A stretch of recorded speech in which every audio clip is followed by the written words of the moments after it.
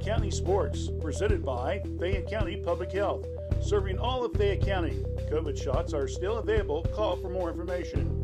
The Fayette Early Learning Center. Sign-ups continue for preschool and Head Start programs.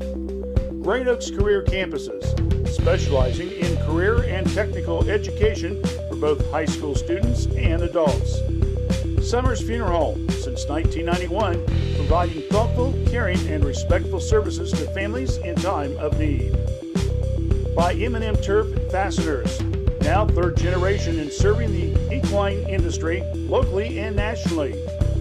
Jim Van Dyke Automotive Center, your family-owned and operated auto repair shop and tire center since 2001. Courthouse Manor, St. Catherine Manor, both in Washington Courthouse.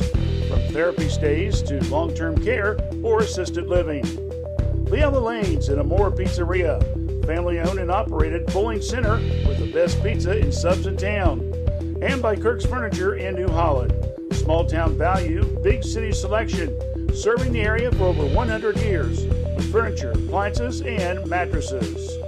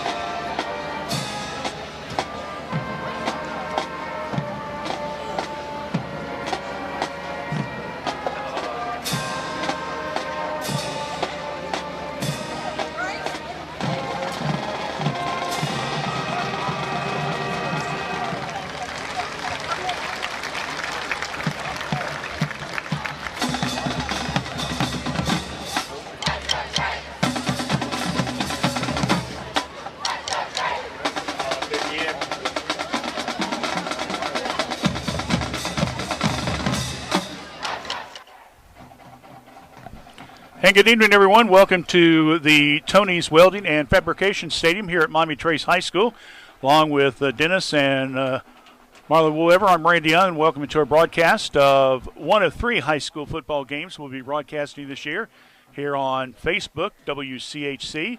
And, of course, this first broadcast is the Wilmington Hurricanes taking on the Miami Trace Panthers.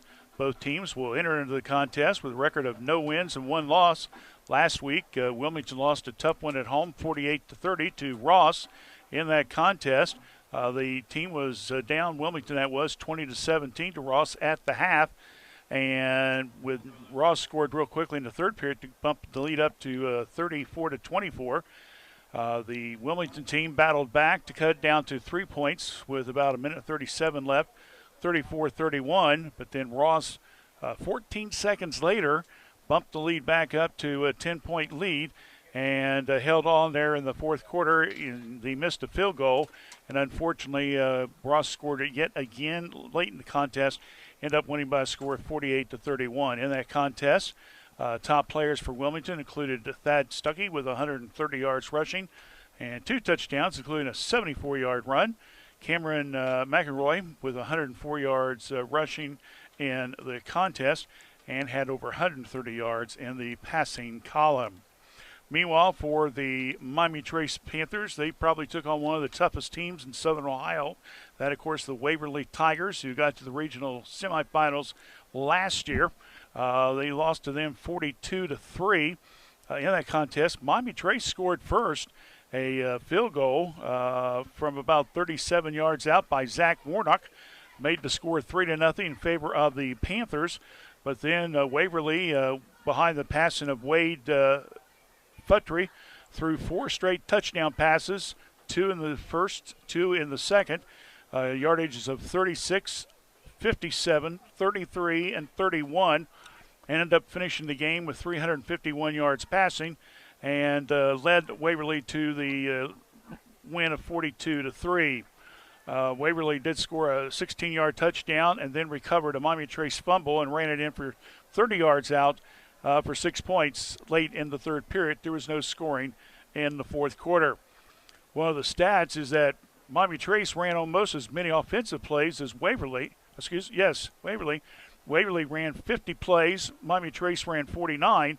But unfortunately, Waverly ran 469 yards in total offense, while Miami Trace had only 159.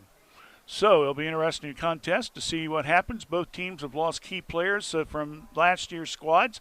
We'll try to drop those names in during the discussion tonight of this contest. We look to our immediate right here from the press box. We're up in the visitors' press box. And we have Wilmington getting ready to come out, followed by the Panthers. But with that, we can tell you right away that Miami Trace will come into this contest as a team that is trying to protect their home field in this series. Right now, since 2000, I went back and just checked out the records. Wilmington has won 10 of the 17 games these two teams have played since 2000. Wilmington has won a total of 5 of the 10 times here at Miami Trace, while the Panthers have only won 4 times. So Miami Trace, if they win tonight, they at least tie them at 5-5. The last time Miami Trace has beat Wilmington here at Miami Trace was 2013. The last time Miami Trace has beaten Wilmington was 2014 at Wilmington. So the Panthers would like to get in the win column and also snap this losing streak against their former SUL foe, the Wilmington Hurricanes. Both teams are slowly starting to come onto the field, and when we come back, we'll have the kickoff of tonight's game. You're listening to high school football action, Wilmington, Miami Trace, here on Facebook, WCHC. I've always trusted my doctors. Torn ligaments in 1977, again in 78, and in 79, everyone thought I'd miss my chance at Sundays. But my doctors and nurses, they gave me my shot back. So do you think I'd stop listening to the doctors in the middle of a pandemic? Not a chance. I took my shot. Learn more at gettheshot.coronavirus.ohio.gov.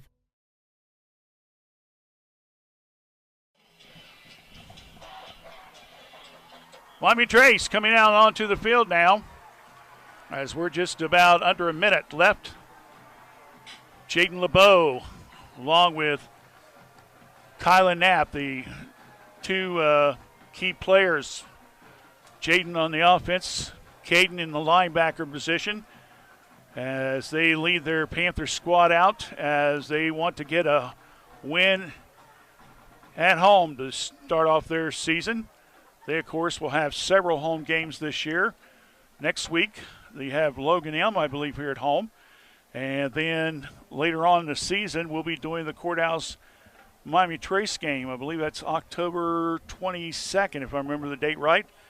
That'll be the 10th week of the season. And of course, the thing here is, as many of you know, this year the Ohio High School Athletic Association, really without consulting the football coaches, went ahead and decided to expand the playoffs from the top 8 teams to the top 16 teams.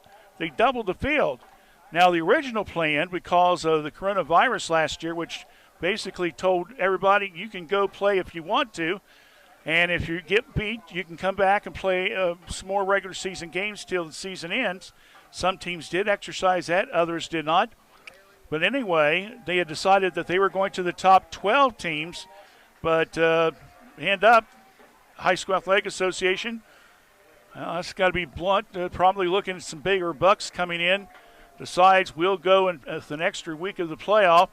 And so starting the last week in October, we will have 16 teams, so we may have some home playoff games. The first 2 rounds will be at home. All right, so we're about ready to start. Patrick Henry, a 5'11" senior kicker.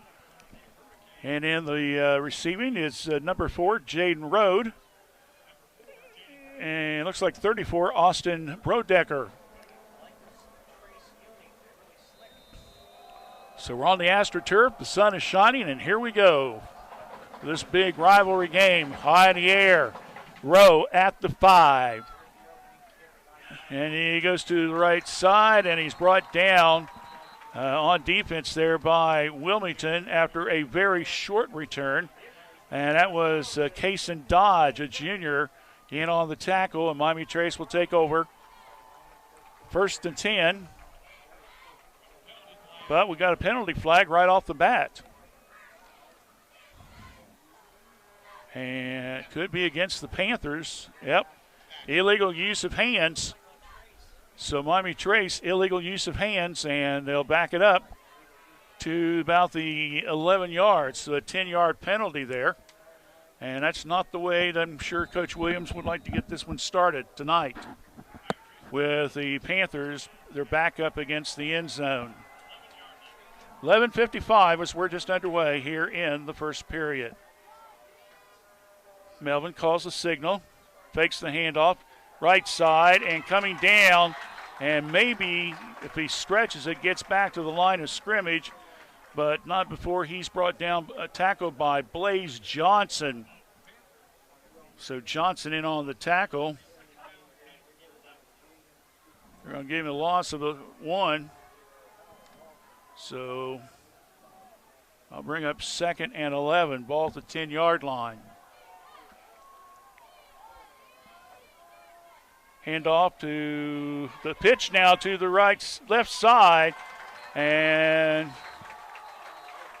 let's see who came down with it.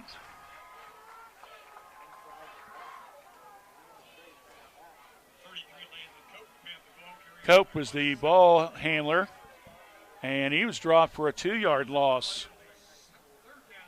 So we've got 2 plays for Miami Trace, and we've got 3 negative yards. 3rd and 13. Ball will be at the 8-yard line.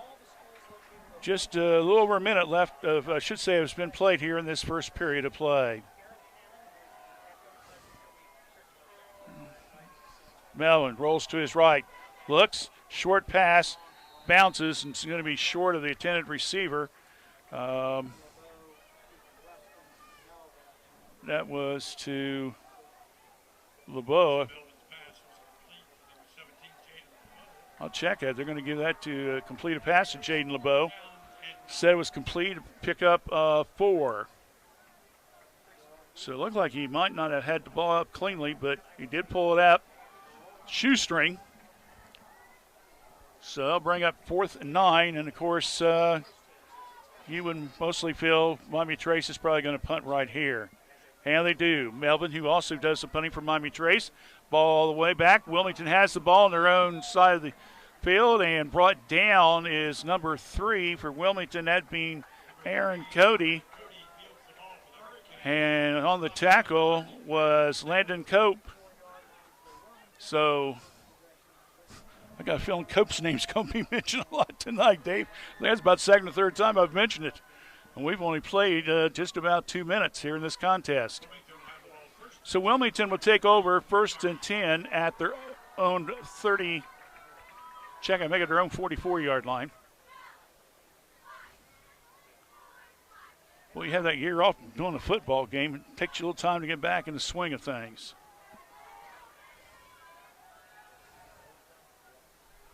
Trace backing out of the blitz a little bit. McElroy gets the snap behind the center, right side.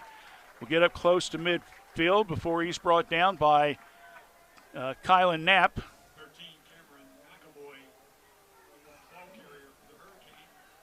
Pick up a 5 by McElroy. That will bring up a 2nd and 5, ball at the 49. 9:25 here in the first period, just underway.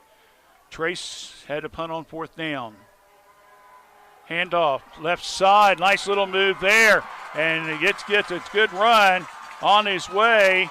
And taken out of bounds is the Thad Stuckey, who had a really good game last week against Ross, as he picked up there about 26-yard line.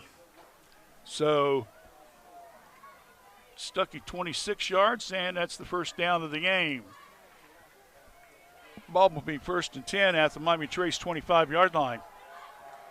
I formation.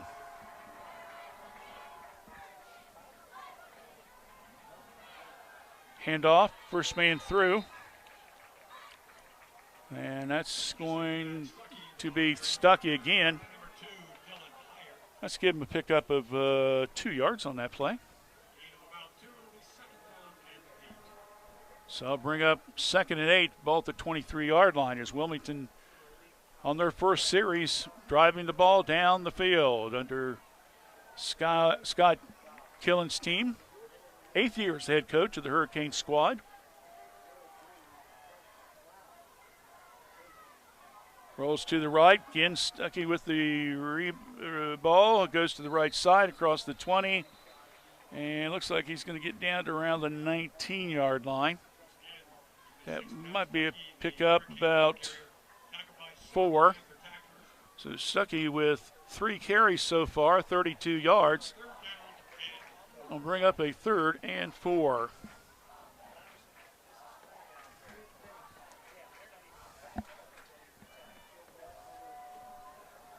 Eight-minute mark when the ball is snapped here at the Miami Trace end of the field.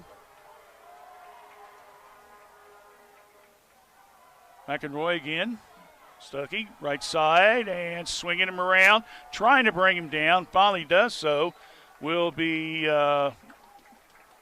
Austin Bodecker. Gets him out of bounds.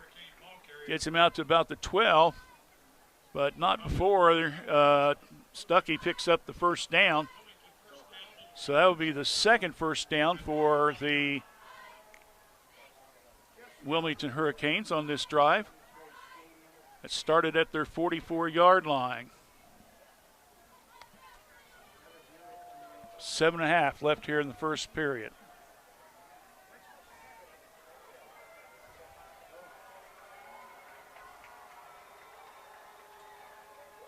And a little cross pattern in the backfield. And Stuckey got the yardage. Mike got a yard or 2, but we got a flag in the end zone. So action will stop here, and looks like we're going to have maybe the first of the conferences here.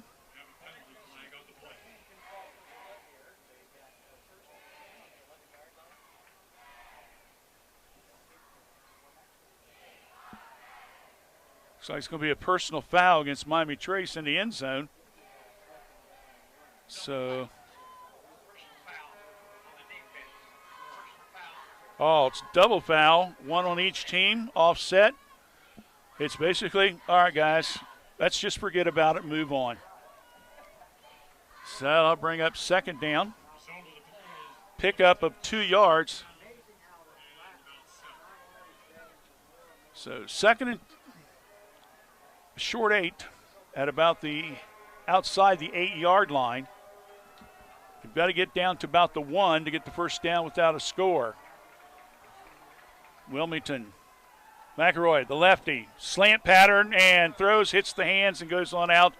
Intended receiver there, Isaiah Wriggling. So that's McElroy's first attempted pass of the contest. So that'll bring up now a 3rd and 7 situation. Ken Henry for Wilmington can kick the field goal if they would like to go. If they don't elect to go for it on 4th down. So Wilmington trying to get the quick score here on this opening drive in the first period of play, as they are running the ball down to inside the 10-yard line of Miami Trace with a 3rd and 7 coming up. And now we got a whistle. And we're on Wilmington timeout. We'll take one as well. 7:05 left in the first period. No score between the Panthers and the Hurricanes. Great Oaks is for those who can imagine a car, truck, or airplane that looks and runs as good as new, or better than new, and then gain the skills to repair, replace, repaint, and more. It's for those who know that beautiful homes don't just happen, they're the result of skill and talent. It's for those who want to program complex machines to create the parts and products that make a difference.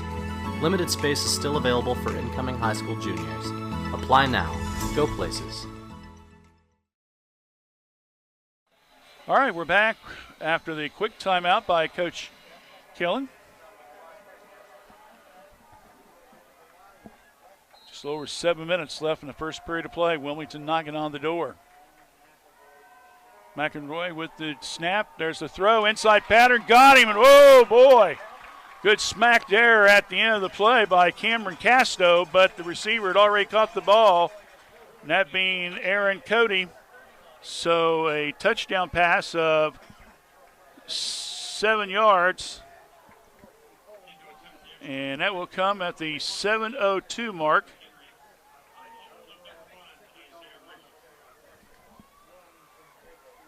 Henry will get ready to kick the ball for the PAT. There's the snap, there's the kick. It's up, and it's good. So the Wilmington Hurricanes run a total of 8 plays, and they go 55 yards on that series. And they cap it off with a 7-yard slant-in pass, touchdown pass from McElroy to Cody. There's a timeout on the field with 7:02 left in the first period. Our score, Wilmington 7, Miami Trace 0. County Early Learning Center is now enrolling for all 3 programs. Our Head Start program, which is a preschool program for 3 to 5-year-olds.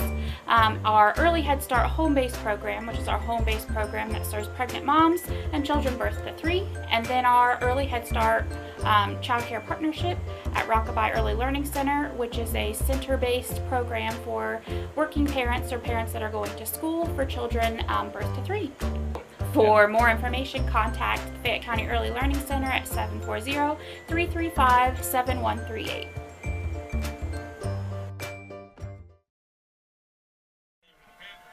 All right, we're about ready to get back in action here with a 7-0 Wilmington lead here in the first period of play. Now, the sun's starting to go down a little bit, guys. Cooling it off just a tad bit. Again, due to some technical issues, Friday night we're not able to do this live, so we taped it and playing it back this evening. Our sincere apologies for that, but it does happen at times. Oh, a little bouncer. That gets by Miami Trace, and stepping out of bounds was Bodecker, and about the 17-yard line.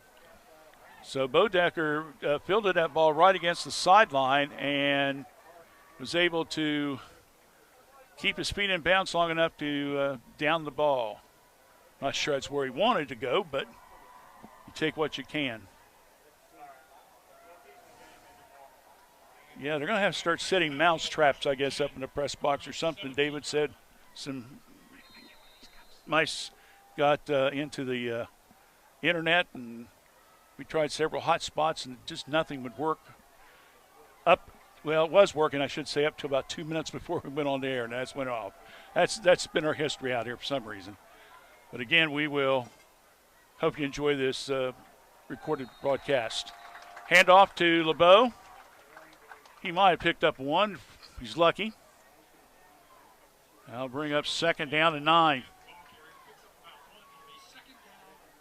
So, ball will be at the 18.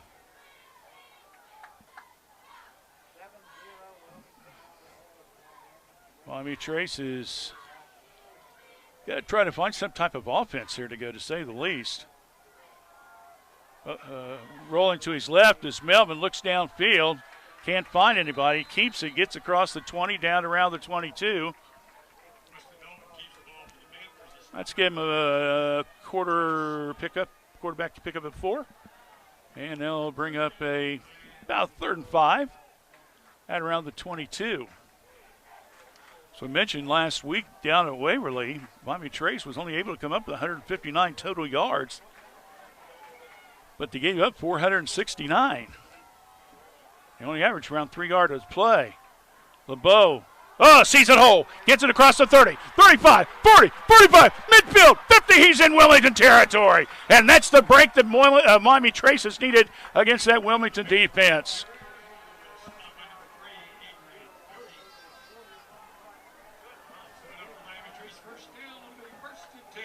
37-yard run by Jaden LeBeau.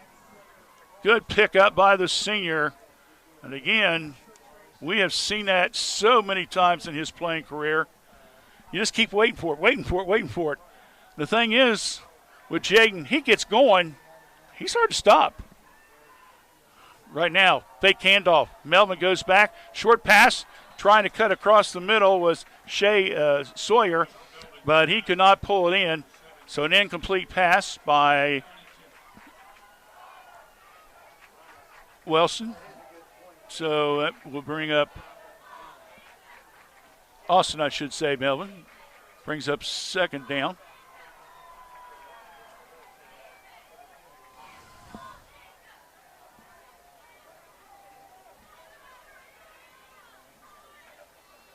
Whoop. Yep, looks like Wilmington may have jumped off sides. Looks like it might be Derek Perdue, a 5'10" junior, on the right side of the line. Miami Trace says, we'll take that 5 yards any way we can get it. That will be the first penalty in the contest on Wilmington. Brings up 2nd and 5 at the 36-yard line. 7-0. Just a little over 5 minutes left here in the first period of play. LeBeau, left side. Does a little juke move and gets it across 35 down to 34. That's giving him about a 2-yard pickup. So Jaden now with 3 carries for 40 yards. Dave, we use that Washington Courthouse math of yours. That's a little over 11 yards, or over 11 yards carry, right? All right. We'd take that for the game, for the whole game. 4.5 minutes now left. Melvin again rolls to the right. Oh, just hits the hands and can't pull it in. That being Landon Cope, as Cope was the intended receiver on that play. Be his second time we've called his name today where the passes kind of hit him in the hands, but just can't pull it in.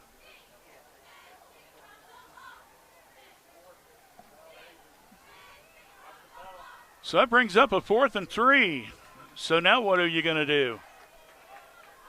Well, Coach Jerry Williams says we got to get some points. And, well, maybe not, because he's got Melvin way back in the punting position. Oh, a shorthand snap to LeBeau, right up the middle. He's across the 30, the 25, the 10, the 5. He's inside the 5-yard line. Nice play there by Coach Jerry Williams, getting LeBeau open. 34 down to about the 5-yard line, a 29-yard play.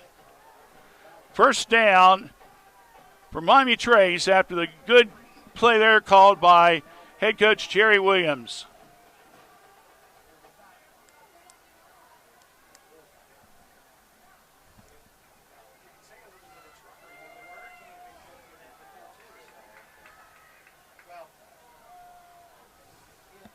First and goal at the 5-yard line.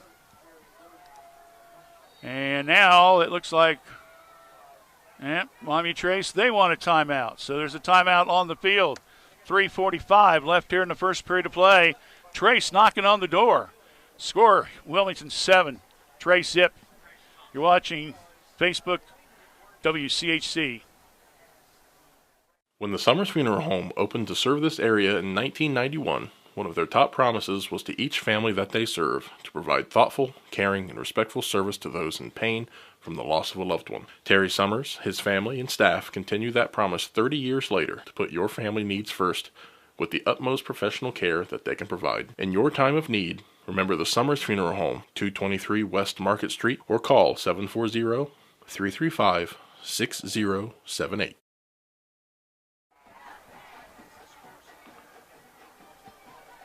Miami Trace with the ball, first and goal at the 5-yard after scoring on a short snap to Jaden LeBeau that picked up 29 yards and a big first down for the Panthers. Good call there by Coach Williams and his staff. Handoff, and coming down in the backfield after a loss, that being Landon Cope. Maybe lost 4. 2 carries for negative 6 yards for him.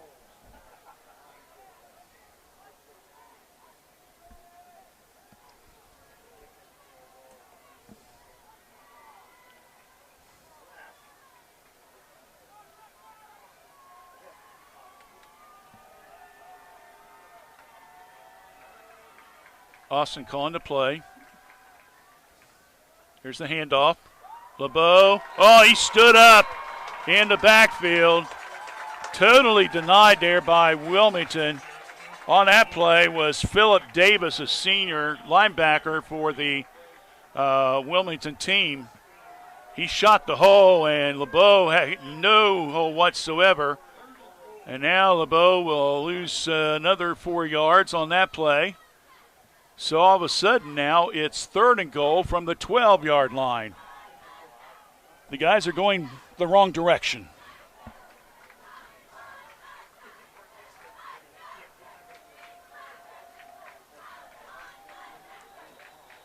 So 3rd and goal from the 12. Miami Trace had it down to the 5. The back-to-back losses in the backfield have pushed them back outside the 10-yard line. Austin Melvin rolls to his left, fakes, pumps, sees an opening, goes up the middle, 5, and he's in for the score. 12-yard touchdown run by Austin Melvin. Coming at the 2:14 mark here in the first period of play.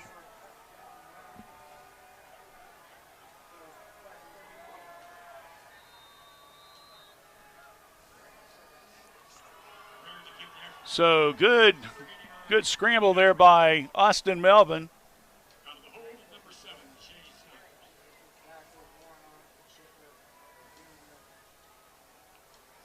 Warnock will get ready to go for the PAT. It's up and it is through the goalpost, and it is good. So with 2:14 in the first period of play, maybe a little bit more higher score than you thought would be. Hey, we still got 3.5 plus quarters to go, so stay with us. 7-7 score, Wilmington, Miami Trace, 2:14 left in the first here on Facebook, WCHC. Your vehicle is a trusted and valued asset. Jim Van Dyke's Automotive Center says you have a lot invested in its care and maintenance, which is why, when you have mechanical problems, you want to take it to a place you can trust. Preventative maintenance can help ensure that your vehicle will keep running right. That's why, for the last 20 years, individuals from Fayette and surrounding counties have trusted Jim and his staff with their vehicle service needs. Give them a call at 740-335-2000. That's 740-335-2000 for your appointment. Jim Van Dyke's Automotive Center, 2247 U.S. Route 22 Southwest, Washington Courthouse.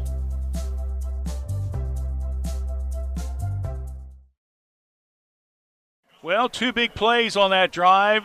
On a 4th and 3, a short snap to LeBeau. He ran it down the 5, and then on a 3rd and 12, a 12-yard run by Austin Melvin with the score, and it's knotted up at 7 apiece. As Miami Trace will get ready to kick the ball off.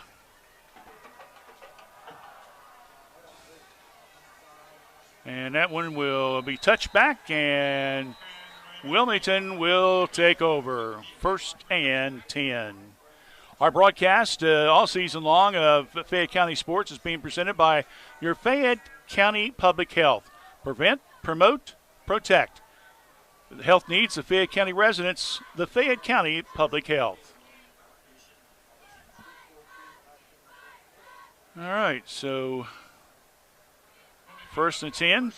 Wilmington ball at the 20-yard line.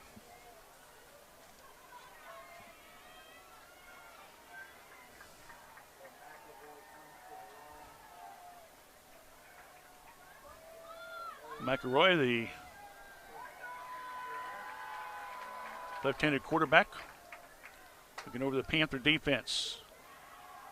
On a draw, Stuckey, right side, and he'll get across the 25 down to around the 26. Bringing him down will be Dylan Heyer. Heyer had a good game against Waverly last week. I believe I saw where he had 8 tackles in the contest.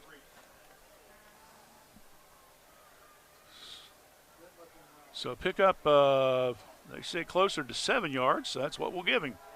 Yeah, make it 2nd and 3. 1:41 left here in the first period, knotted up at 7 apiece. Fumbles the ball, and McElroy has quickly recovered it. So that will help Miami Trace. That'll force a 3rd and 3 to coming up now. As the ball back at around the 24-yard line.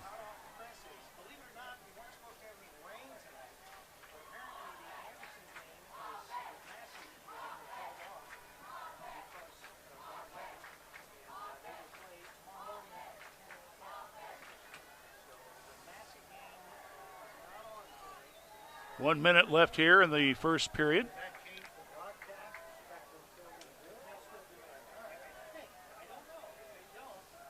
McElroy in the shotgun, and we got a whistle, and what we got here? That's against Wilmington, whatever it is.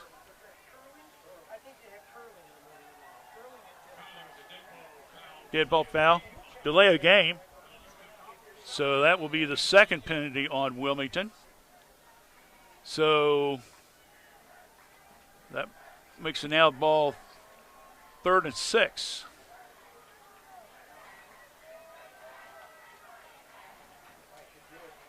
Make it 3rd and 11. Snap, McElroy looks, pass it, and nope. Said it didn't quite come up cleanly. That was to Jeffrey Valentine, who's one of their returners who made all-league selection last year, and I believe honorable mention.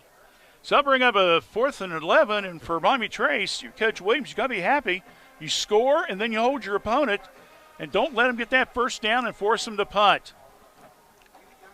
As we're under 30 seconds left here in the first period of play. Henry will be doing the punting for Wilmington, and we're going to have another whistle.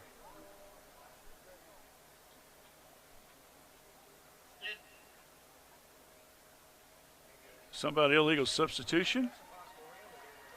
So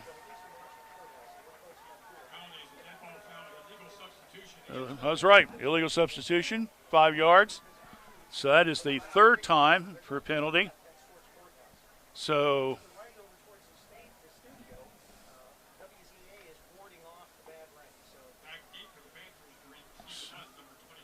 the line of scrimmage will be at the 14-yard line.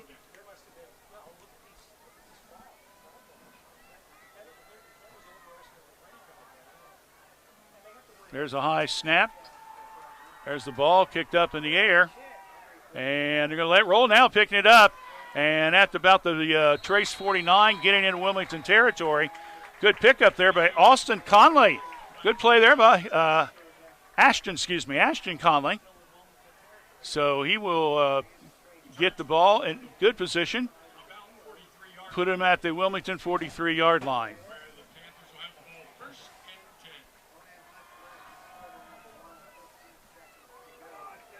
I knew before I left home I should have typed these names up instead of writing.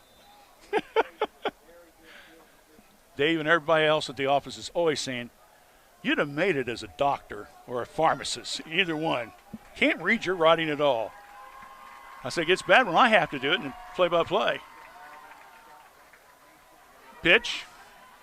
And there goes Miami Trace down and being dropped for a loss. Was Asher DeBow. DeBow will be dropped for about a 6-yard.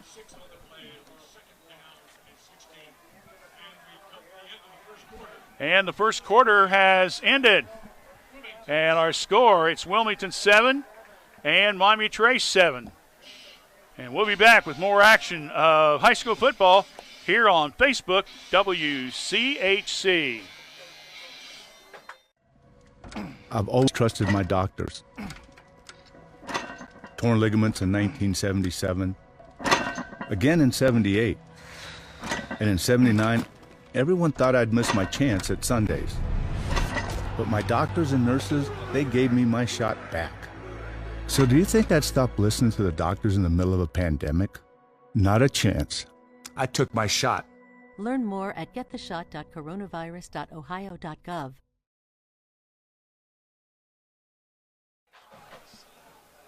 All right, we're back here at the Miami Trace High School, the Tony's Welding and Fabrication Stadium. As Miami Trace will have the ball. 2nd and 16 at the Wilmington 49-yard line.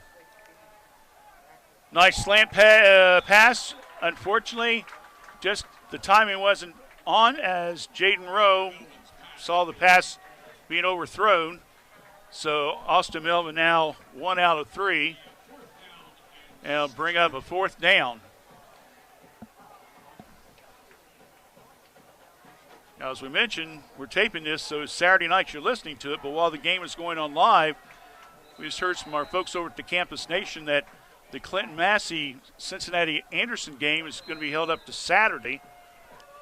I thought a little lightning. And if that happens, that would be the 3rd straight night we've had possibly a rain delay here at Miami Trace. We'll worry about that, as having problems and cannot get away from anybody is Melvin. He's finally brought down, and on the tackle is Brent Brooks, or Brent Allen Michael Brooks is his correct name. He's got 4 names, guys, on the program. He's a big fella, 5'10", 275. The penalty will be on Miami Trace holding. They're going to decline it, and the ball will go to the Trace 46. So that will be a loss again on Melvin of 5. And it'll be 4th and long. Once again, Melvin will probably punt here.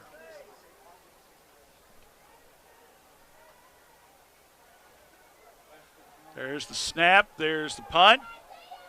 And catching it will be Ringling, and he will be at about the 23. Comes down the right side line, and finally is forced out of bounds. And around the 47-yard line. So that was a pickup of about 24 yards, guys. So Wilmington will take over on possession. 11:29 left here in the first half of play.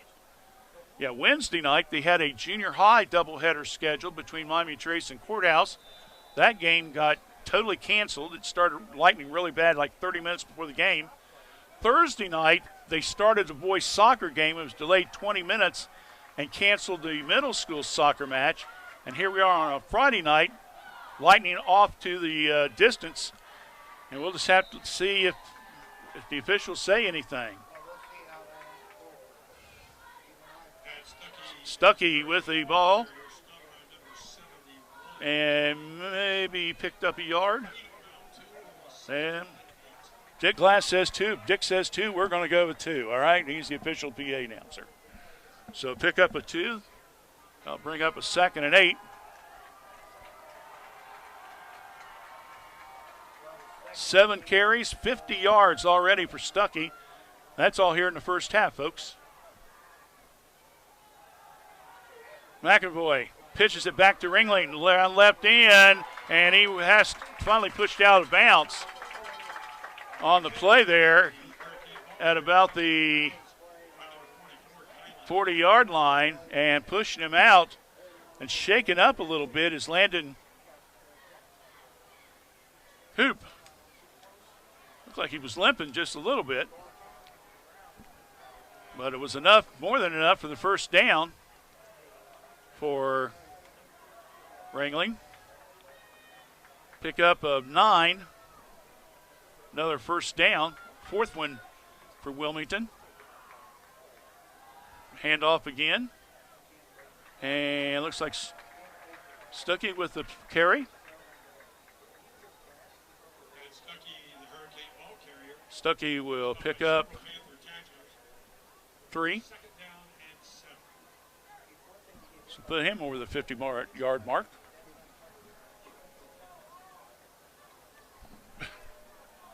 Know one thing, the Flies are getting bad tonight.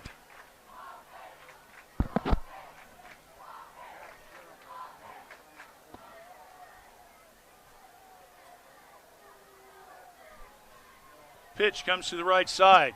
Stuckey again. And he's down to around the 36.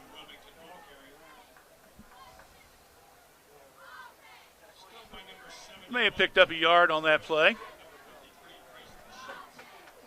Bryson Sheets with the tackle.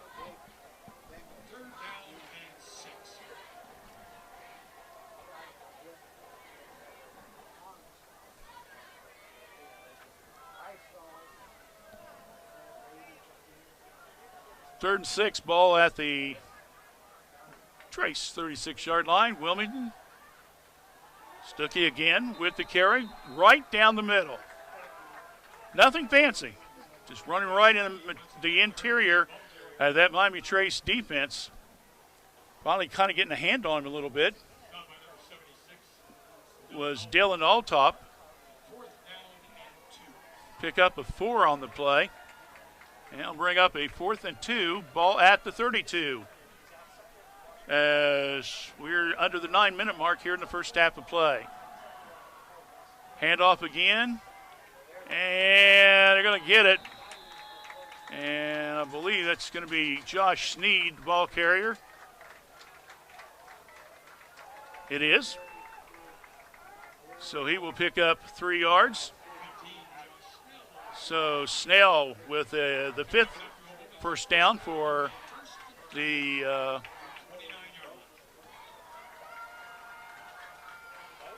Wilmington team.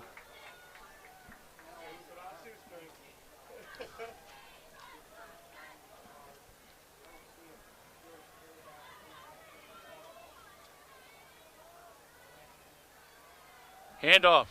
Stuckey again around the left, behind the left guard that time. Across the 25, down to around the 21. So that should be about a pickup of 8 yards. Tell you what, he's going. He's going to have 100 yards by halftime the way this is going. 28.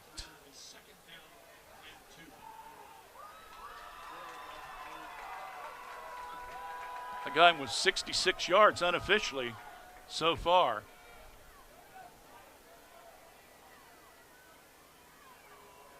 Fake handoff, McElroy, throw, and mixed up the receiver. Ringling's wanting a flag, said he was interfered with. Official says, no, not going to give it to you. Bring up a 3rd and 2. Ringling kind of cut in, and the throw went out.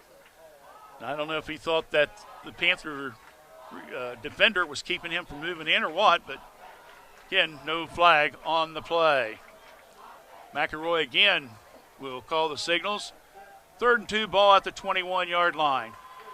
McElroy, handoff. Oh, there it goes. Big hole up the middle. And Stuckey inside the 10-yard line. And then we got a fumble, it looks like. Let's see what the officials say. No, it was on the ground. He was on the ground. And the ball will be stopped at about the 8 or 9 yard line.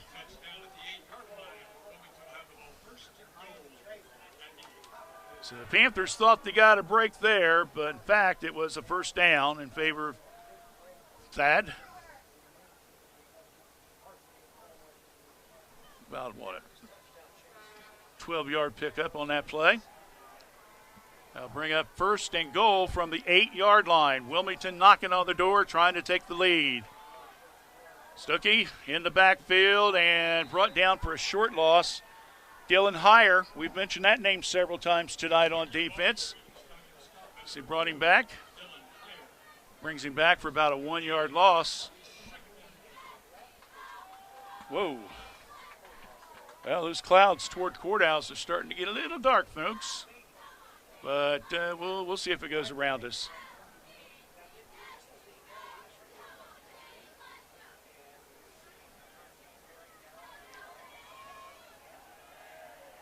So 2nd and 8 at the 8. Pretty easy to remember. McElroy, he's back to pass. Under some pressure, sees an opening, goes down the left side. And, yeah, they said he did get in. He got the ball across the end zone.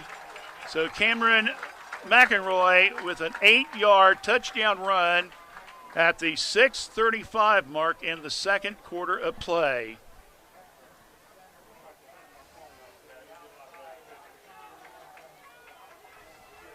So Henry will come on to kick the extra point.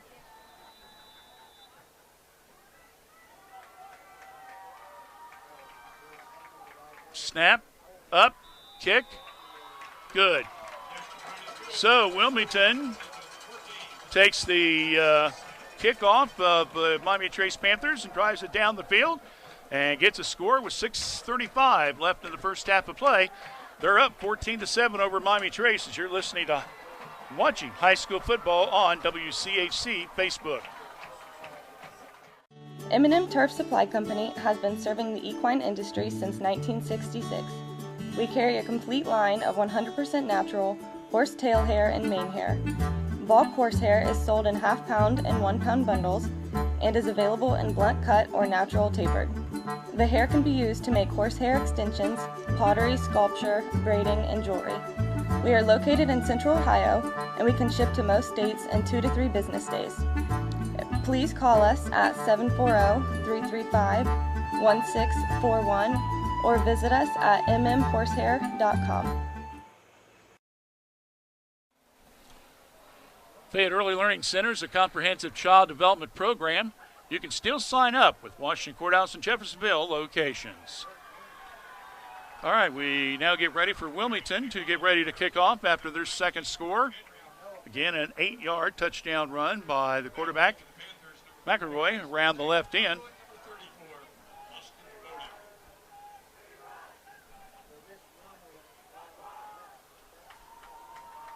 Austin Bodecker, as well as Jaden Rowe, 34 and 4 respectively, back to receive the kickoff. And a little chopper again, not wanting those guys to get a chance at it.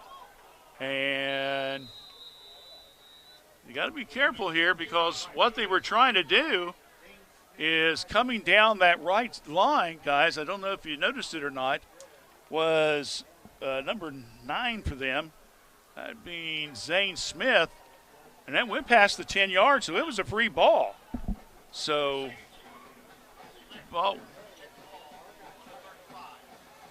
the ball goes out of bounds, so Miami Trace will instead take it at the 35-yard line.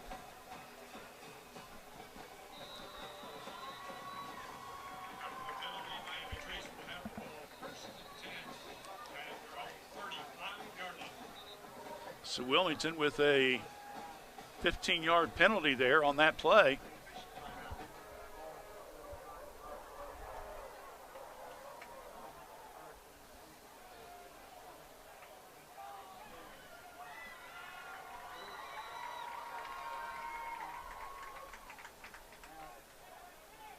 Now they got to get all the yard markers set up here. Now we're ready to play. So Austin Melvin will try to see if he can get the Panthers in this end zone for a second time before the half. Don't forget the Kirk's Furniture halftime show coming up, featuring the band, scores, stats, and much more. There's the pass out to the right flat, and making a nice catch there was Austin Bodecker.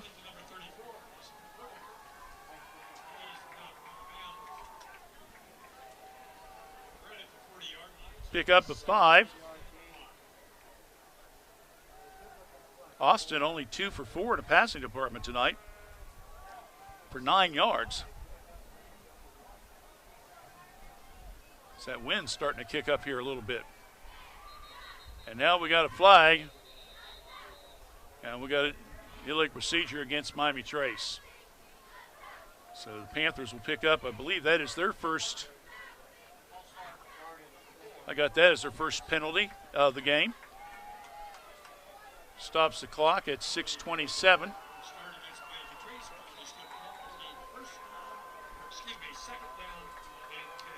So 2nd and 10.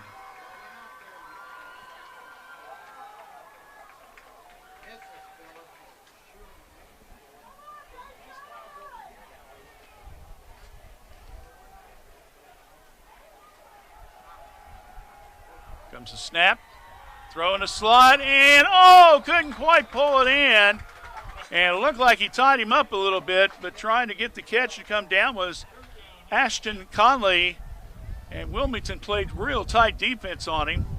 So incomplete pass, and that will bring up now 3rd down. And I don't know if Mars catching any of those clouds or not, but boy, the wind is starting to kick up.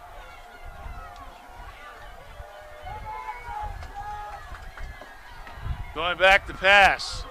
Melvin, he's got to get something going. He's going to get tackled from behind and brought down for a loss at about the 32-yard line. Loss to 3. That'll bring up a 4th and long. With 5:45 left here in the first half of play.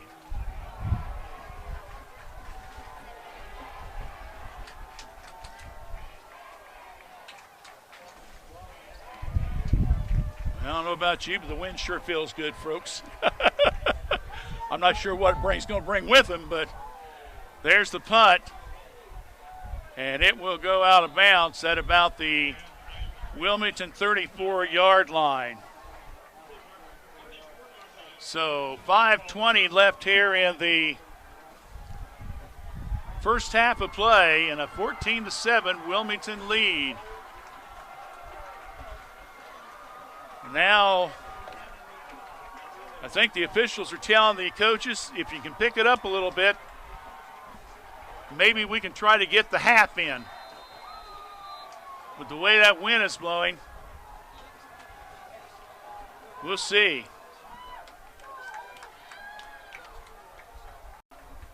Hands off. Stuckey brought down for a loss. In on the tackle there was Gage Stuckey. I don't know if they're any relation or not. Pick up 1 yard.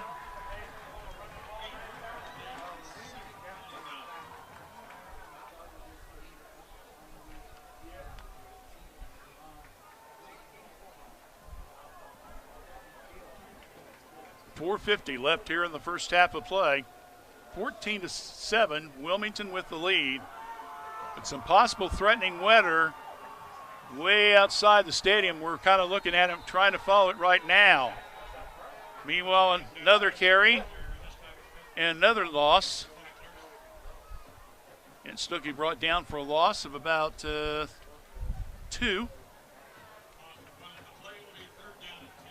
So bring up a 3rd and long 11.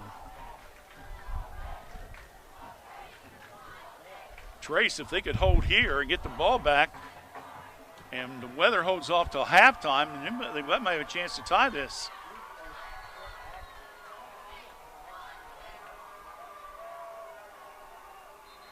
And we're going to have flags all over the place. And timeout Wilmington, I believe. Yes. So a timeout called by Wilmington. Timeout on the field. 3:58 left in the first half of play. Wilmington 14, Miami Trace 7. You're watching high school football on Facebook, WCHC. And we'll keep it right here. Good eyes there, David. Huh? Yeah. Is that the way the weather's moving? About 40 minutes? All right.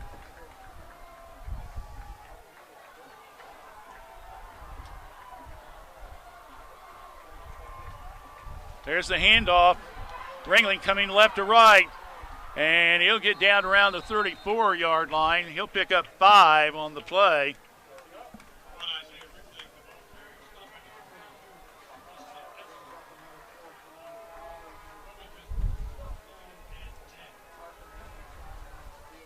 Well, if they've got indication at halftime that it's some bad weather coming this way, they may tell everybody we complete tomorrow night, which would be tonight if you're watching, right? Since this is going to be airing on Saturday night. Excuse me, folks, I'm a little punchy. Wilmington's going to snap it, and they're going to punt it. Baker, boy, that's a nice one. You let it go, it's going to take a Wilmington bounce all the way down to around the 8 or 9 yard line. So a nice punt there by Baker. That's about, 50-some yards? So Miami Trace will take over 1st and 10. Ball inside the 10. Second time tonight they've been inside the 10-yard line. So 3:06 now. 3:06 left here in the first half.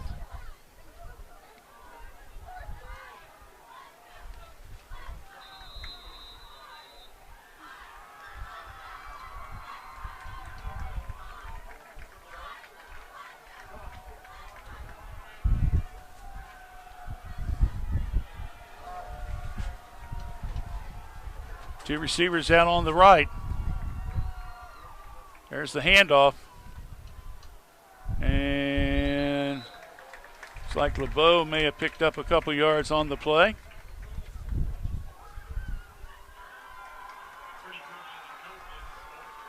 Cope, is the one that carried the ball. Picked up 2. 2nd and 8 coming up.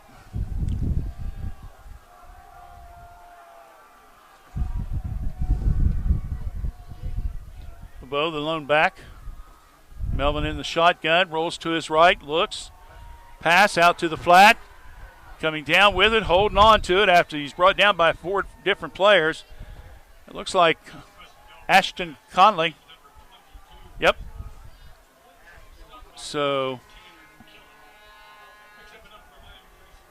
pick up of about 10 yards. 3rd first down of the contest.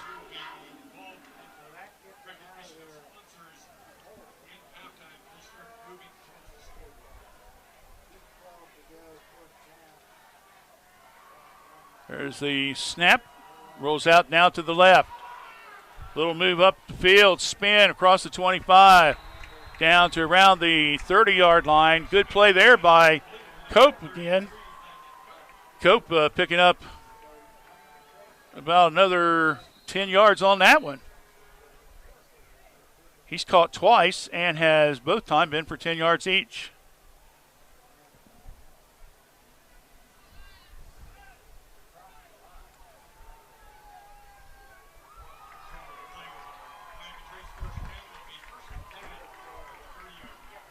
So Miami Trace trying to get something going here in the last minutes of this first half of play.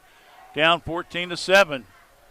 Austin moves to his right, sees an opening, throws it in the flat. Oh, almost came down with a nice catch in and out of his hands. That being, of course, Conley. Oh, I thought he had that bad boy. I really did. He brought it down, but Wilmington putting some tight defense on him. Knocked it loose.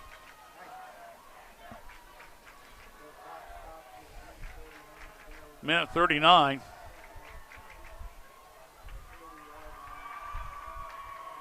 Left here in the first half. Here comes the blitz. Panthers picked it up. There's the pass. Conley got it in the field, in midfield and passed. 25-yard pickup there on that pass play to Conley. Boy, that was beautiful, beautiful catch there by Conley over his shoulders. So 25 yards, another first down for Miami Trace. That's their third first down, I believe, on this drive. And they'll decline the pass interference since Conley came down with the pass.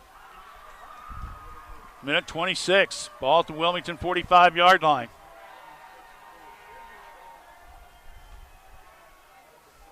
Melvin on a roll right now. See if he keeps it going.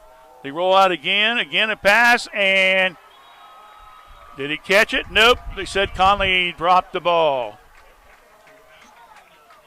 So Ashton Culling couldn't quite come up with it cleanly.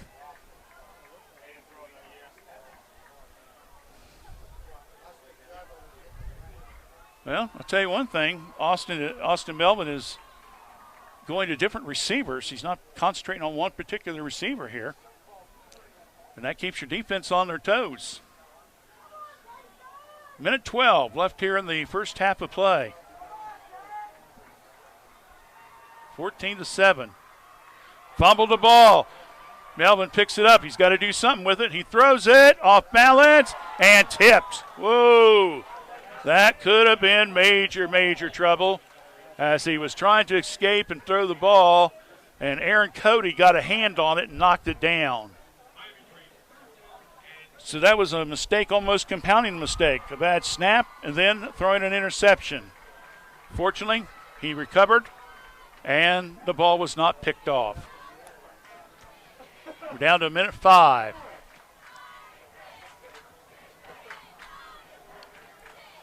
Panthers trying to get something on the scoreboard before the half.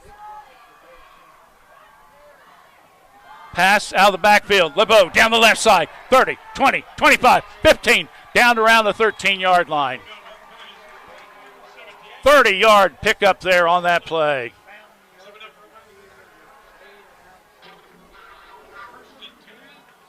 Another first down.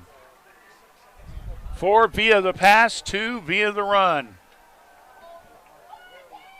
Rolls again. This time goes to the right flat, and it's knocked out of bounds by Wilmington. It's Tanner Killen. Might be the son of the coach, possibly. Tanner. Anyway, played defense there, and nice job knocking the ball away. 48 seconds left here in the first half. 14-7, Wilmington with the lead. But Miami Trace is on the run. They started this drive at the 8-yard line. Slant pattern. Pass, and it couldn't hold on to it. As Austin got the pass there. Attempted to, I think it was Ashton Conley, could not come up with it. 6 for 12 unofficially now for Melvin. 44 seconds left. Two receivers. LeBeau the only back. And now we want a timeout. So Miami Trace wants a timeout. So with 44 seconds left here in the first half, timeout on the field. Our score, Wilmington 14 and Miami Trace 7. You're watching high school football on Facebook, WCHC. When it comes to your health, it's important to know your options for care and make that personal choice. At Courthouse Manor and St. Catherine's Manor of Washington Courthouse, we advocate for our residents and provide quality care according to each individual's needs and goals. From therapy stays to long-term care or assisted living, no matter what stage of life, we are here to provide you with the care you deserve. Courthouse Manor and St. Catherine's Manor of Washington Courthouse, sister facilities with a family feel.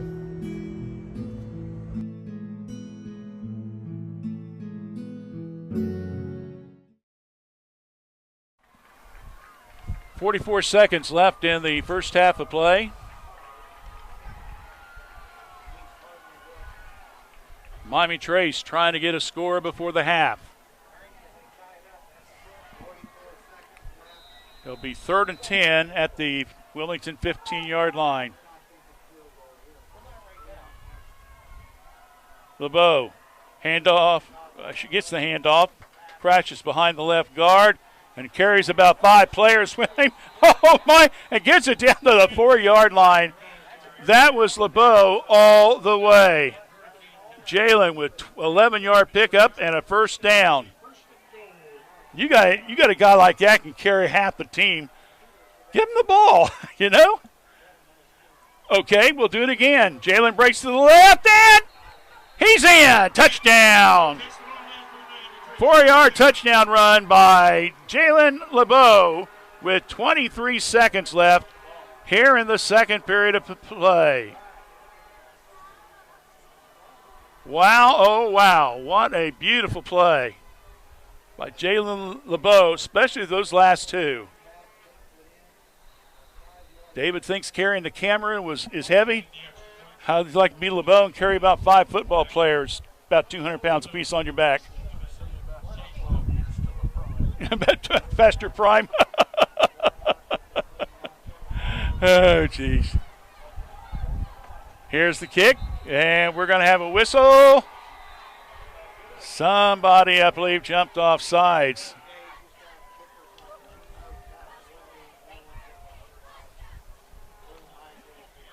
That's against Miami Trace. So Warnock will have to go back 5 yards and try it again. He'll kick now from around the 15-yard line. 14-13.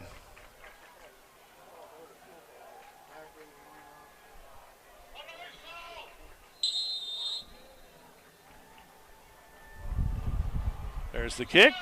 There's it up. And it's good.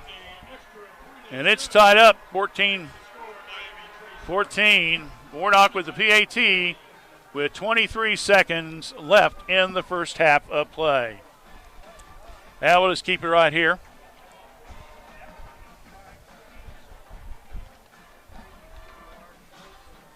Yeah, I see a little sun to our right over around the Jeffersonville area there, David, so we may not get any of that storm. You never know. I'm sorry? Yeah, the breeze can stay like this the rest of the night. I could take this breeze. There ain't no doubt about it. So the Panthers, 92-yard drive on that play.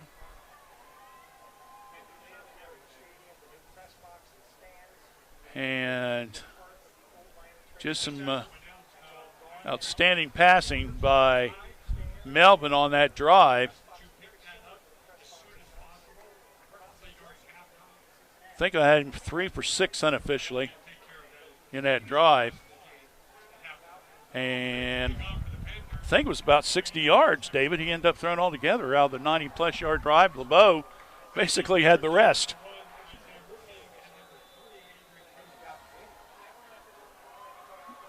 So Warnock will get ready to kick it off. Pause to second. Now he kicks it. Squibbler. And it's on the ground, and Wilmington will pick it up. And the young man will be taken out of bounds at around the 28, 29-yard line. And Wilmington will take over with 18 seconds left.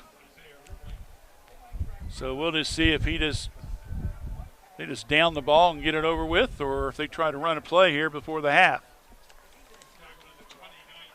Don't forget, at halftime, we'll have the Kirk's Furniture halftime report. We'll pick up some of the halftime ceremonies here, including the bands. And if we get a chance, we'll try to drop in some scores for you as well.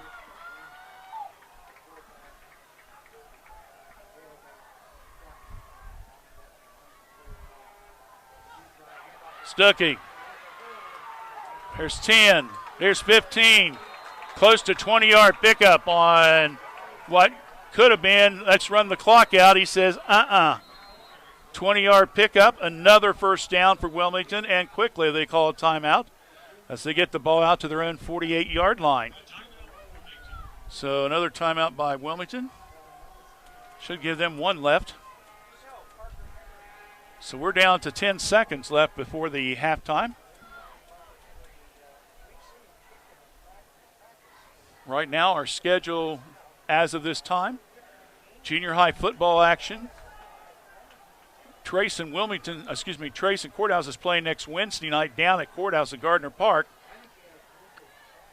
Again, if we have Wi-Fi problems, we'll tape that game and play it back on Saturday.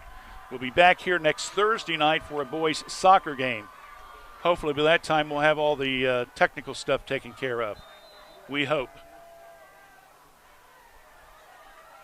Oh. We got a flag. That'll be against Wilmington, as we got guys was jumping all over the place, coming out of the slot and everything else.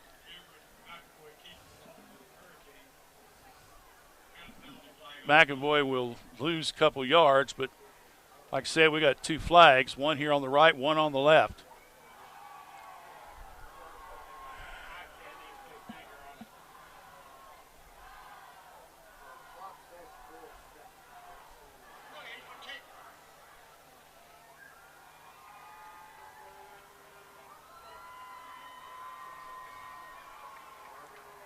Five-yard penalty against Wilmington.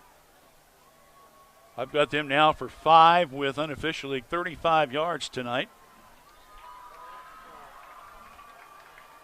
Make it 1st and 16. Clock will start. They may not even get this one off. They do. Stuckey.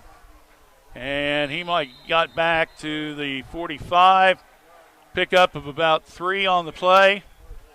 And that's going to end the first half of play. So we got the first half in, and we'll have halftime activities coming up, so stay with us. At the half, it's Miami Trace 14, Wilmington 14. You're listening to high school football on Facebook, WCHC. We should go bowl and have the best pizza in Fayette County tonight. Ugh, I don't want to go to 2 places. Well, we don't have to. The best pizza in Fayette County comes from the local pizzeria, Amori's Pizzeria, just inside Leo Lanes. Really? No way. Yes way. Come on in and grab a lane and the best pizza in town. Leo Lanes and Amori's Pizzeria, located right across from the Fayette County Fairgrounds. Call Leola Lanes at 740-335-2580 to order your pizza today. Now time for the Kirk's Furniture New Holland's halftime show, presented by Kirk's Furniture in New Holland. Now with new hours. Open Monday, Wednesday, and Thursday evenings till 7 p.m., Tuesday, Friday, and Saturdays till 4 p.m., and of course, closed on Sundays.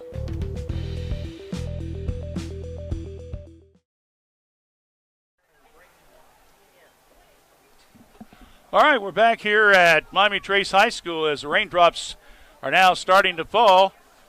The Miami Trace band is on the field as it's the halftime show, as we're going to pick up some of the Miami Trace band now So, can we pick?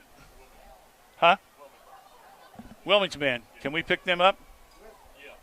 All right. So let's pick up the Wilmington band for a little bit, and then we'll go through some first half stats.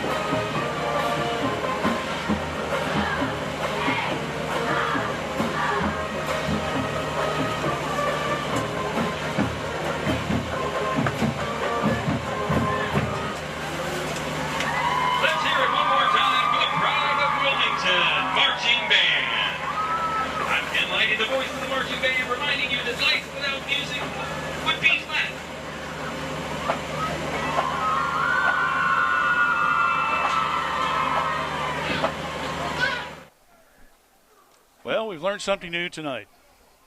Life without music is whack. They say you should always learn something new every day. So that's something we can put down, okay? All right, it is raining here at the Miami Trace in the Tony's Weldon Fabrication Stadium. The Wilmington Band with a nice halftime show. We'll have Miami Trace here in just a few seconds. Let me go ahead and give you some real quick statistics for you. These are unofficial. Wilmington rushing. I've got Thad Stuckey with 17 carries for 127 yards. Wilmington overall 22 carries for 157 yards. McEnroy, I've got him 1 for 3 for only 7 yards, but that was for a touchdown. And as I mentioned, he has the 1 touchdown there. The 7-yard catch was to Ringling. So that is some stats there. Total of 25 offensive plays for a total of 170 yards. For Miami Trace in the rushing department, Jaden LeBeau unofficially 7 carries, 80 yards, including a big 29-yarder on a 4th and 3 when they were lined up for a punt. They did a short snap, and LeBeau went and got the ball inside the 5-yard line, which Miami Trace later scored. And then right before the half, he came back with an 11-yard carry and then a 4-yard carry inside the 20 to tie the ball game in. Austin Melvin, 6 for 12 in the passing department for a total of 84 yards. So pretty good there. So Miami Trace with 28 offensive plays and a total of 161 yards. So team's pretty much even as far as yardage is concerned, which is a good sign. Again, the rain is coming down, and again, our thanks to you for joining us here on this evening. And real quickly, before we go down to pick up some of the halftime performance, reminder, our broadcast is being presented in part by Great Oaks Career Campuses, 4 career campuses in the region to serve both high school and adult students' career needs. That's Great Oaks Career Campus. Let's go ahead and let's pick up the Miami Trace Band during the Kirk's Furniture halftime show.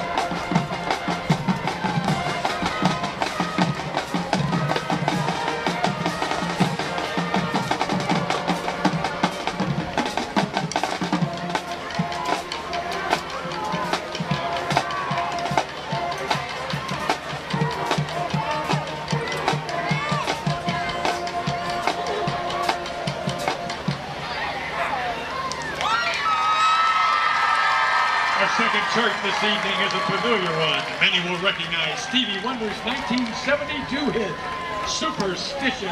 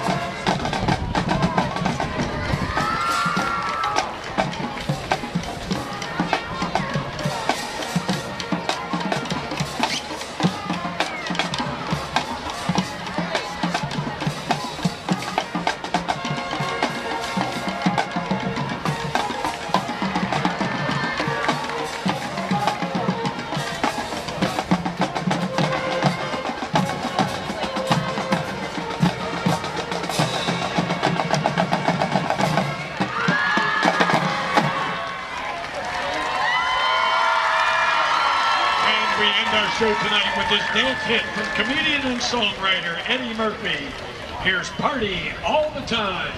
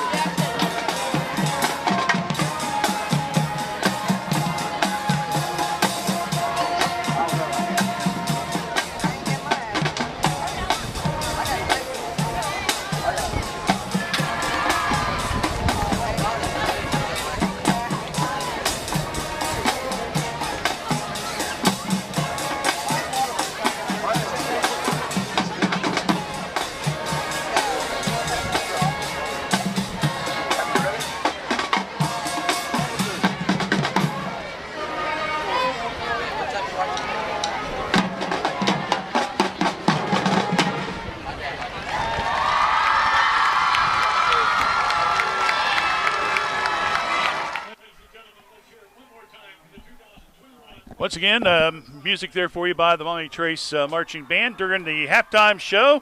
It's a wet one here at Miami Trace High School. But our score, it's knotted up at 14 apiece. We'll be back with more of the Kirk's Furniture halftime show as we take a look at some of the other games going on this Friday night right after this. Kirk's Furniture in New Holland has a gift that you can open all year long, a Lazy Boy recliner. We have a big selection of lift, rockers, or wall recliners, and the big man's recliner at prices that Kirk's Furniture in New Holland are known for. 12 months interest-free financing with approved credit. Free delivery in our trading area. That's at Kirk's Furniture in New Holland. Open Monday, Wednesdays, and Thursdays. Tuesdays, Fridays, and Saturdays. As in the past 106 years, we're still closed on Sundays.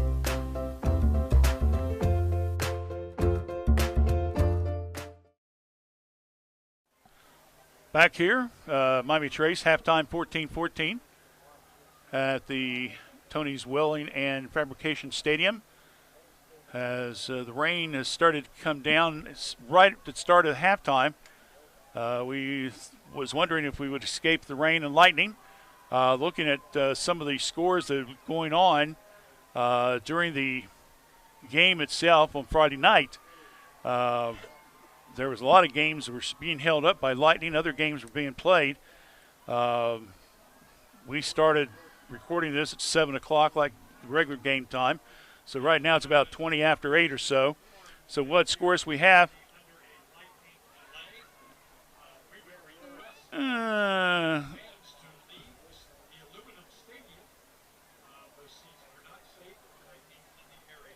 No sooner say that other games are under lightning delay. We are now been told we're going to be under a 30-minute lightning delay here at Miami Trace. Okay, well, let me give you the scores. That's the beauty of nothing else with the recording. We can stop the tape. I don't have to try to fill 30 extra minutes. But let me give you scores what it got. Amanda Clear Creek was leading Uniota 14-3. Circleville was leading Ross Southeastern 22-0. You might remember this year Circleville dropped both Miami Trace and also Washington Courthouse from the first 2 games of the season. In fact, they're not playing them for the next 2 years as they're trying to rebuild their program. They brought in Steve Evans, who used to be at Taze Valley and was a great success up there. They went to Amanda Clear Creek, was the AD for the last 7 years. It's coming in. So, again, Circleville's up 22-0. Heath was up 20-14 over Fairfield Union. Hillsborough and Goshen, no score there. Jackson and Ironton, no score there. Logan Elm, Westfall, no score. Piketon, also, let me see. I believe that's Wellston, no score. Courthouse and Western Brown, no score. West Jefferson was leading Paint Valley 20-0. Chillicothe and Wheelersburg was just underway. Jonathan Alder was leading Sheraton 7-0. And St. Trace was leading Madison Plains 21-0. So at halftime, our score, it's 14-14, Wilmington and Miami Trace. And again, we are going under a lightning delay. Don't forget, with this being on tape, you're not going to miss anything. We'll be back in just a few moments to update you on what's going on. So stay with us right here on Facebook WCHC. Welcome back, as after the lightning delay, we are ready to begin the second half. There's a total of 42-minute delay from the time the teams and the fans were asked to leave the stands until the players have come back on. So, again, one of the advantages, I guess, of streaming and putting the tape up on demand is y'all didn't have to go through the whole 42 minutes of us talking and having nothing to say. So we're about ready to get started here. 14-14 is your score between the Panthers and Wilmington. I'd like to remind you that our broadcast is also being presented by the Summers Funeral Home, serving families since 1991, providing thoughtful, caring, and respectful service to those families in need. And also by Jim Van Dyke Automotive Center, a name you can trust when it comes to your automotive service needs. We have 9 community supporters with us through the through the fall and winter season. We, of course, will have soccer coming up next week. We got about 4 or 5 volleyball games we'll be doing, as well as a couple more football broadcasts later in the season. Again, if there's technical problems, don't panic. We won't panic. We'll just tape them and we'll get them on to you the next day.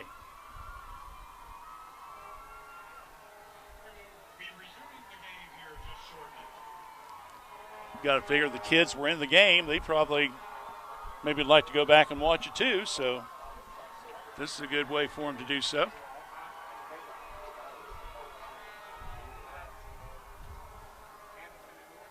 Aaron Hammond, the athletic director, is out on the field with the referees.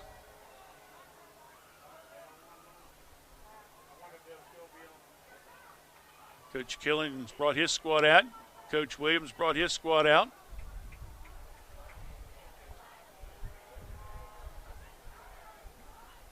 Nothing else. It has really cooled off and has made for a very pleasant night here for the ball game.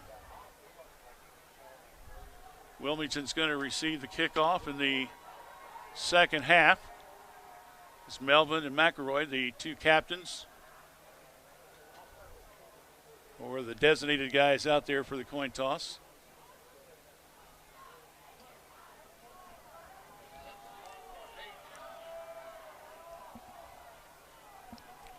Again, as we mentioned at the top of the broadcast, Wilmington has done a pretty good job dominating this series. Overall, they're 10-7. Miami Trace, the last time they beat Wilmington here at Miami Trace was 2013. The last time Miami Trace beat Wilmington at Wilmington was the following year, 2014. So Wilmington has now won 4 straight games in this series. Both are coming off double-digit losses, and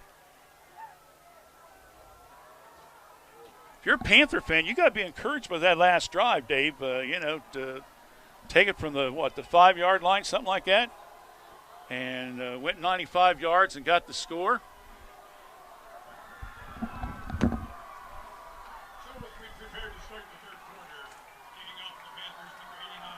In case you're wondering, Dave is agreeing with me, but he's trying to produce at the same time, so he can't talk too much to me.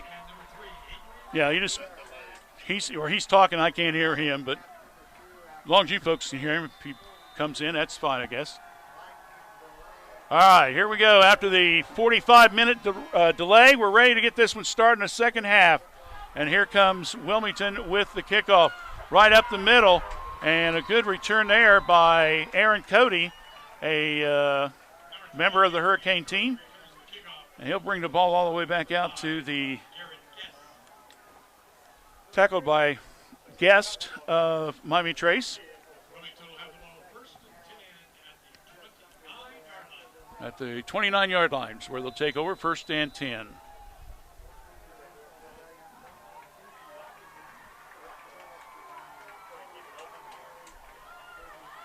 We'll see how this delay has affected the players. McElroy, handoff and slip, and in the backfield for a loss. Bodecker, I believe, is the one that was in on the tackle again. No, I'm sorry, that's Knapp. Keelan Knapp. Knapp and Bodecker and Cope, as well as Higher. Those are the 4 names it seems like we've been calling a lot tonight. So lost of 4 yards on the play by Stuckey. I'll bring up 2nd and long. McElroy flares out to the left, and the receiver can't hold on to it. Dropping the ball once again to Stuckey. He had 127 yards at halftime on 17 carries, and he had 130 against Ross last week at home. So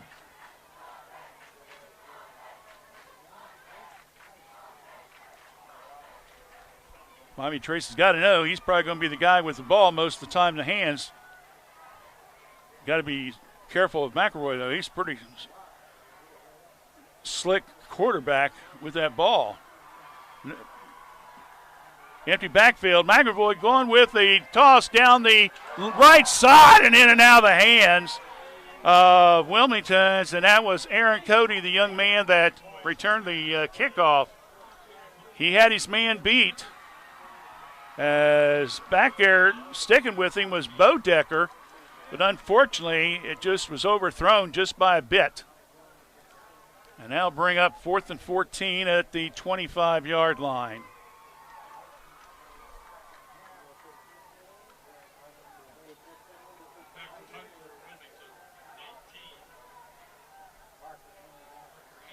So Wilmington will punt. Henry, high in the air. Fair catch. And now letting it roll, and Trace got to be careful not to touch it. Wilmington finally will down it. And downing the ball will be the Hurricanes' Shane Griffith, a junior. And Miami Trace will take over 1st and 10. Ball at the 27-yard line. So Miami Trace taking over here. First possession of the second half. Again, Bodecker with 80 yards rushing in the first half of play, but the team only had 77 net yards. They got to get those negative yards wiped out. Jaden, big run around the right side there. Behind the tackle and the tight end. Gets it across the 35. And he'll pick up about They're going to call it 9, so we'll give him 9 as well.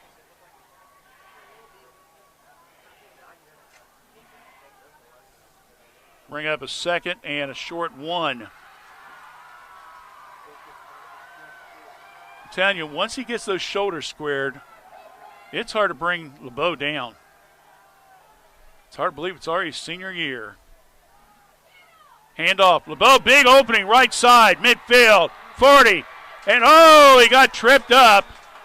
And a young man's name that we've mentioned several times here, Cody from Wilmington, trips him up and may have saved a touchdown. 34 yards on the play by Jaden LeBeau. And another first down for Miami Trace. That will be their 8th of the game, 4th via the rushing game.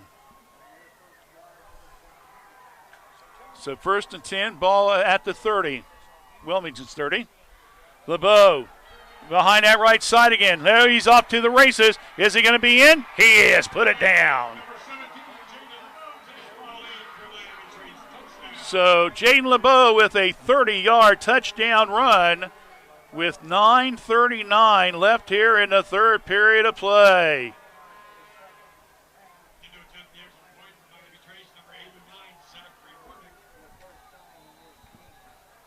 And that puts him over 100 yards there, David. That's a good sign.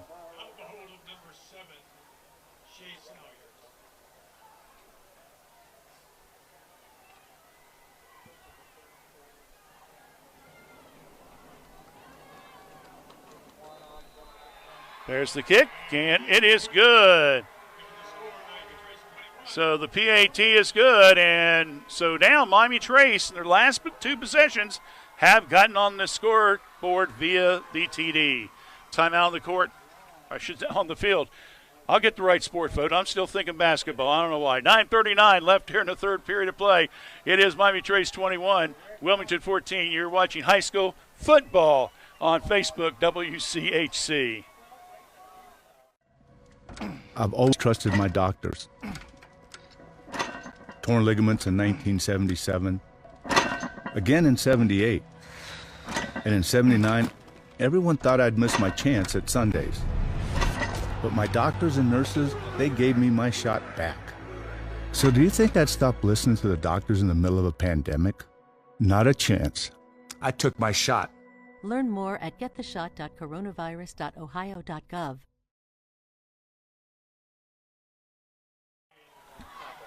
All right, we're here once again as Miami Trace gets ready to kick the ball off. Zach Warnock doing all the kicking for the Panthers as far as the place kicking and field goals. Austin Melvin's doing mostly the punting. 9:39 in the third. Trace with the lead of 21-14. Cody bobbles the ball at about the 15, but gets it all the way back out to around the 30-yard line. And check that. That was Ringling that picked it up and brought it out to the Wilmington 30-yard line. Well, we mentioned LeBeau had 80 yards on 7 carries in the first half. In the second half, he's had 3 carries for 73 yards. So he's almost matched his whole first half in the first 3 carries. And that, we got to be blunt, that's the big key for the Miami Trace offense. If they can get that running game going, that gives Austin Melvin some time to be able to set up the passing game. McEnroy, pass out of the flat into the backfield, lowering his head and picking up almost 10 yards on the play.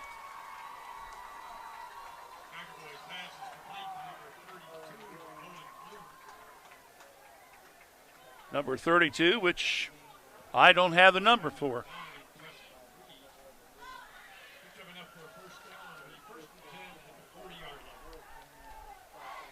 I think they said that was Zane Smith, but I'm not sure. But anyway, pass is complete. Pick up a 10, fumble, and Wilmington recovers. And picking that up was Connor Harrison.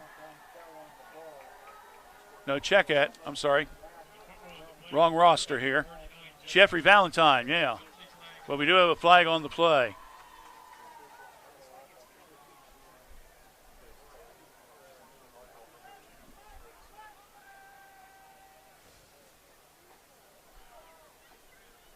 So now we have a conference going on.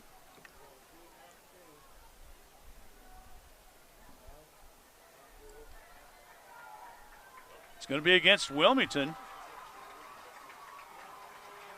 Let's talk to Coach Williams about the play.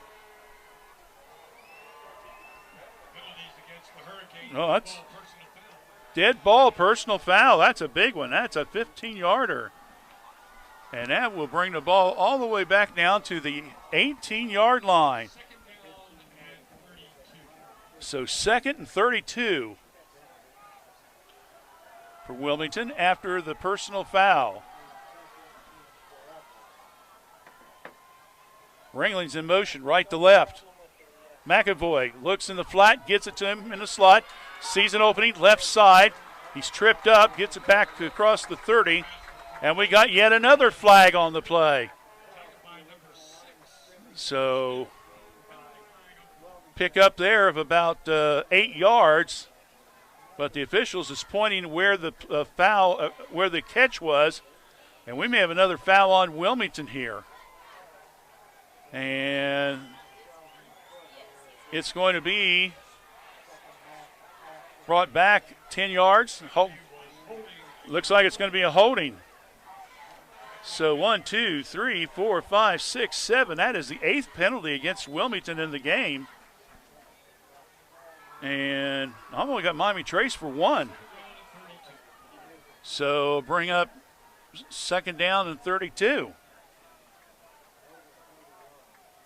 So that basically wiped out the gain. McAvoy in the right flat, all alone. Oh, way overthrew Ringling. And now the Wilmington coaches, they are screaming at the officials that Ringling was interfered with on the sideline. And the official says, talk to the hand, coach, talk to the hand. No, I'm sure he didn't say that, but. Huh? But, you know, he put the hand up, so I just assumed that's what he said. McAvoy's 2 for 5 now in the passing department. Check it, make out 3 out of 6 because he does get credit for the 10-yard pass to Ringling before it was called back.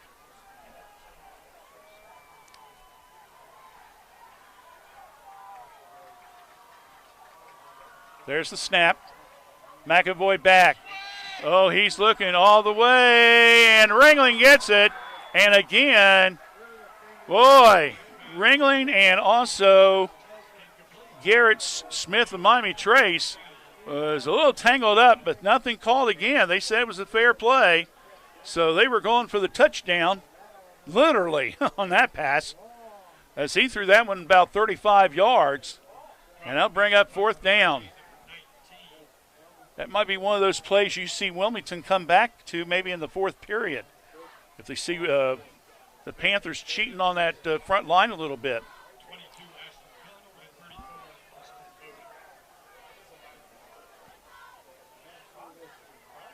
Connell and Bodecker is going to be back to get the punt. And now we're going to have a timeout because somebody didn't get out there fast enough. Timeout on the field, 8:17, 3rd period of play. Trace up 21-14 over Wilmington on Facebook, WCHC.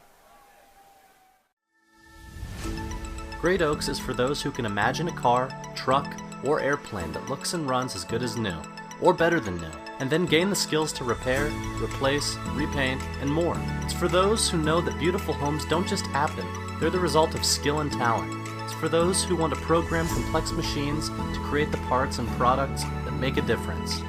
Limited space is still available for incoming high school juniors. Apply now. Go places. Back here at Miami Trace High School at Tony Weldon's Fabrication Stadium, along with Myra, who's really the boss, and David, who's the station manager. I'm Randy Young. You folks out there, if you've been married, you know who the boss is, all right? So no sense of kidding around. Get right to the point. All right, here we go with the punt. Well, that came off the side of his foot. That is a terrible punt, and fielded beautifully, and that was Conley, and he will get it inside the Wilmington 40. So a really bad punt there by Wilmington. It came off his side foot.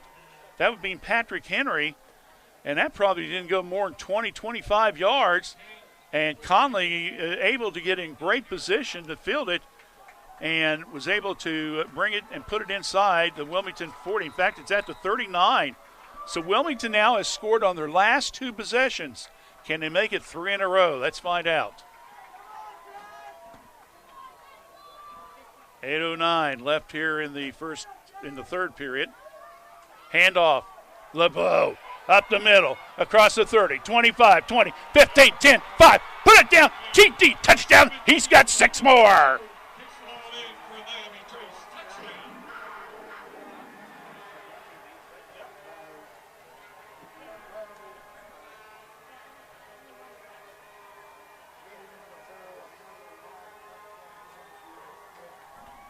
Jaden Bodecker, a 39-yard touchdown run.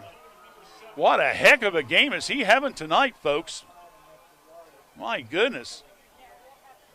He could hit 200 yards. This keeps up. Hope I didn't jinx him. There's the snap. Warnock with the kick. It's up. It's good. And so the Panthers have now, after a sluggish start, have scored touchdowns on their last 3 possessions. We have got exactly 8 minutes left in the third period. It's now Miami Trace 28, Wilmington 14. You're watching high school football on Facebook, WCHC. County Early Learning Center is now enrolling for all 3 programs. Our Head Start program, which is a preschool program for 3 to 5-year-olds.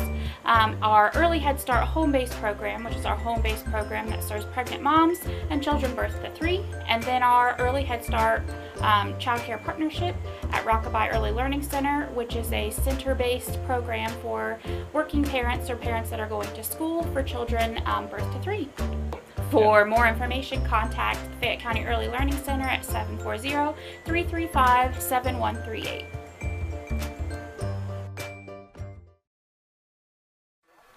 Well, the fans that decided to stay after that 45-minute lightning delay before the third periods, they're seeing an unbelievably good start here for Miami Trace in this third quarter. Back-to-back touchdown runs from Jaden LeBeau. I've got him unofficially already with 202 yards, and we still got 8 minutes left in the third quarter. He is just totally dominating this third quarter play. Kickoff, Warnock. Corey, I believe it is, from Wilmington, brings it out to around the 25-yard line. Cody, excuse me. So, let's see what happens now as we begin the second possession for Wilmington. Uh-oh. You don't like to see that. We've got a whistle and we got an injured player. And I believe that's the young man that returned the ball, if I remember correctly, Arden Cody. Don't forget, we're tentatively scheduled to do junior high football.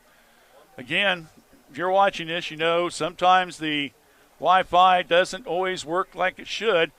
But what we've done is we're going to be going to Gardner Park as of right now, unless something changes. Wednesday night, the junior high game between Miami Trace and Washington Courthouse. If for some reason we do have problems, we will tape the games and have it on Saturday afternoon. Then we're scheduled Thursday, to be out here for a boys soccer game. Miami Trace. And I sent you the schedule, Dave, and I forgot to put down who it was. I'm trying to remember if it was a league game. It might be Jackson. But anyway, so we'll have it Wednesday and Thursday next week. We'll be busy. Next Saturday, we're down at the farmers market. Young man getting up, holding his elbow, but I think he's going to be okay.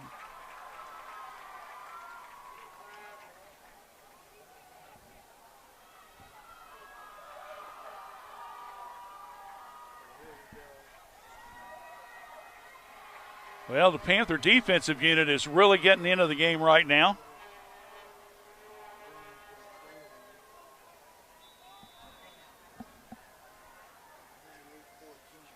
.754 left here in the third period, and a 28-14 Miami Trace lead. They've scored on back-to-back plays. Pitch goes to the right side and bringing him down, and we got a late flag.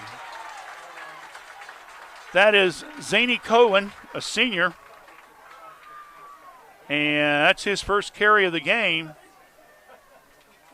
He brings it out 13 yards, and then looks like it's going to be a horse collar.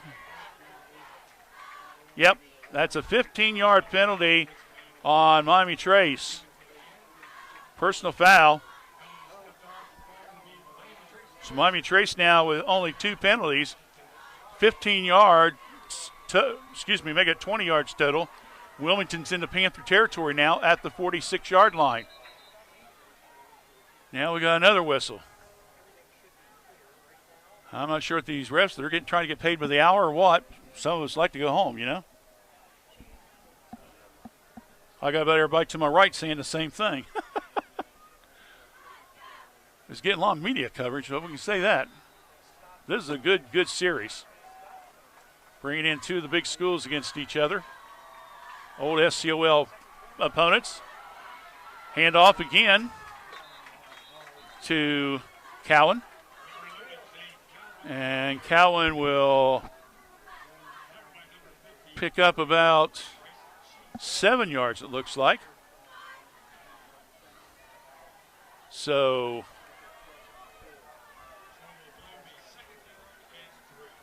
I'm looking down here. I don't know if Coach is just kind of wanting to mix it up a little bit and take Stuckey out of the game for a little bit and get some speed. We'll see. Pitch again. Cowan, left side. He's got the outside corner, but beautiful play by Miami Trace defense. Oh, yes. That is Kylan Knapp that came in on that play. Kylan led the team last week down at Waverly with 8 tackles. I was going to try to keep tackles, and it's kind of hard to keep track of them when you're trying to make sure you got the names, but that's all right.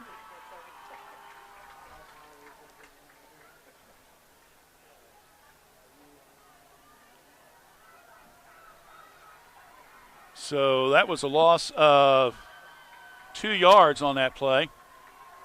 Brings up a 3rd and 5 at the Trace 41. McElroy keeps it between the tight end and the left guard, and he might have got pretty close there, down to around the 36. And looks like it's going to be short by about a yard. That's only Cameron's 4th carry. He scored a touchdown earlier in the game. 3 carries for 17 yards. So 4th and 1 coming up. You got to know Wilmington's probably going to go for it here.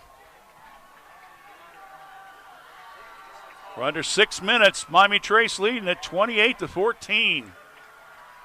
There's the handoff. Up the middle, charging hard, met at the line, pushed back, and he's going to have more than enough.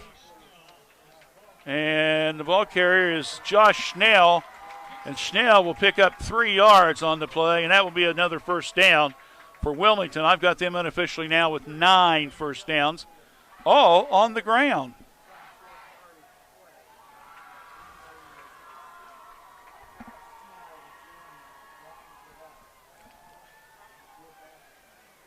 So 1st and 10, Wilmington at the Trace 35 as the Hurricanes trying to cut the deficit down a little bit.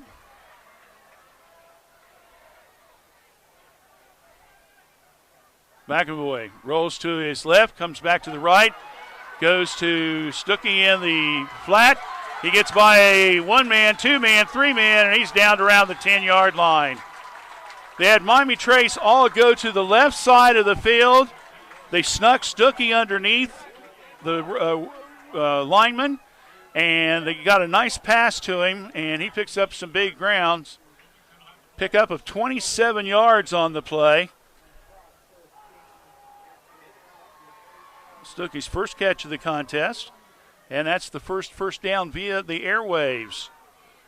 So basically gave Stuckey maybe just a little breather there when they used Cowan on his come of the runs.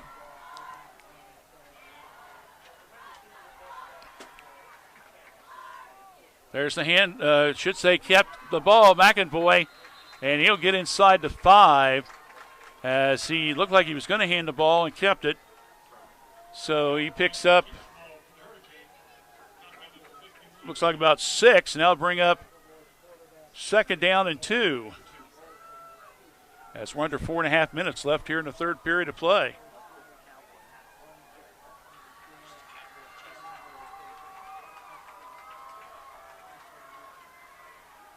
Handoff, Stuckey, touchdown, 2-yard TD run.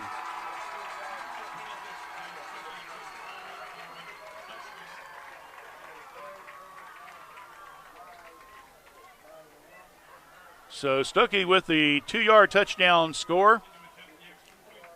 He'll come with 4:10 left.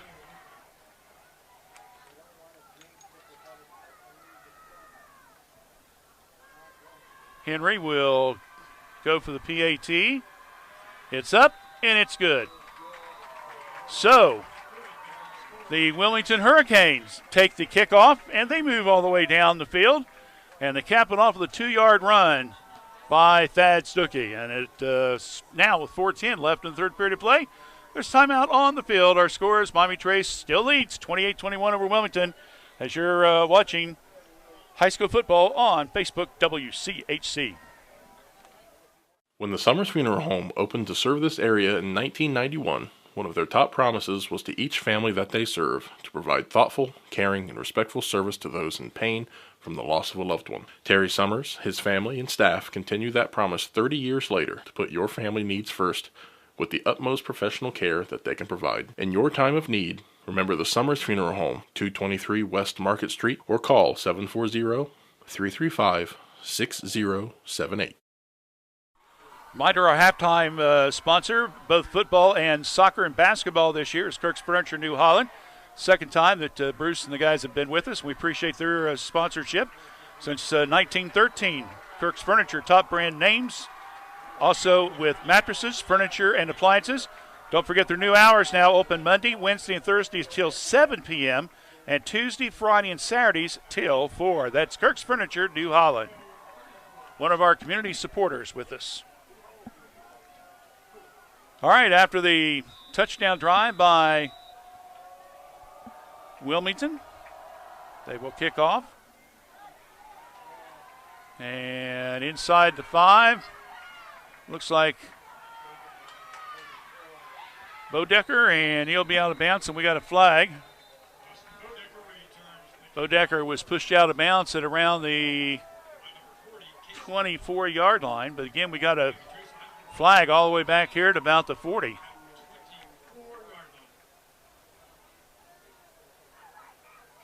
So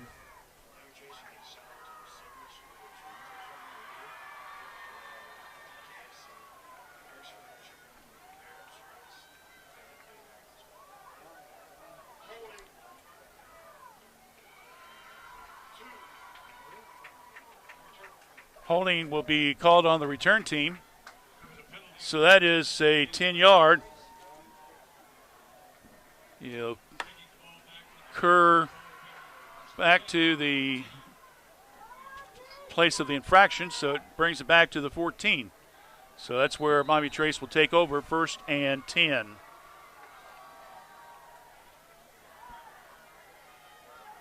Handoff.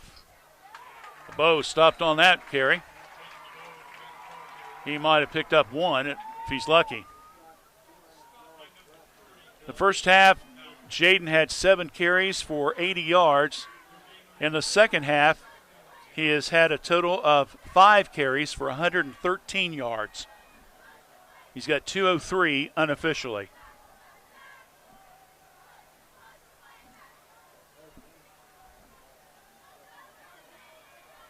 Melvin calls the signals.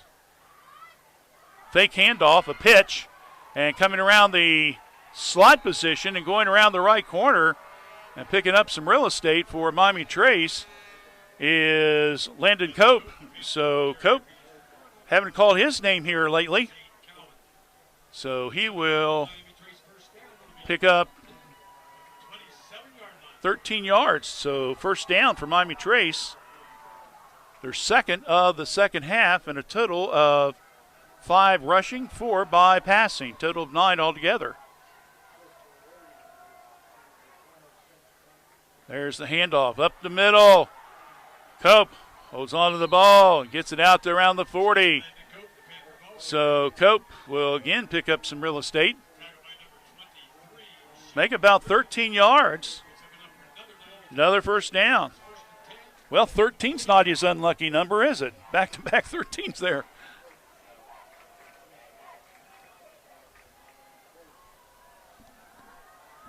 Well, that's good. You can get another back or two to kind of keep it going. That opens up the lanes for LeBeau. Fake handoff.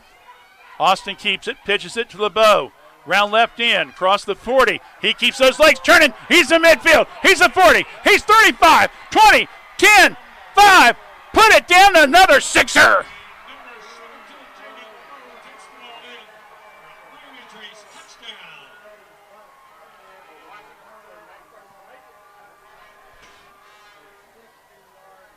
Folks are seeing why he was all Ohio.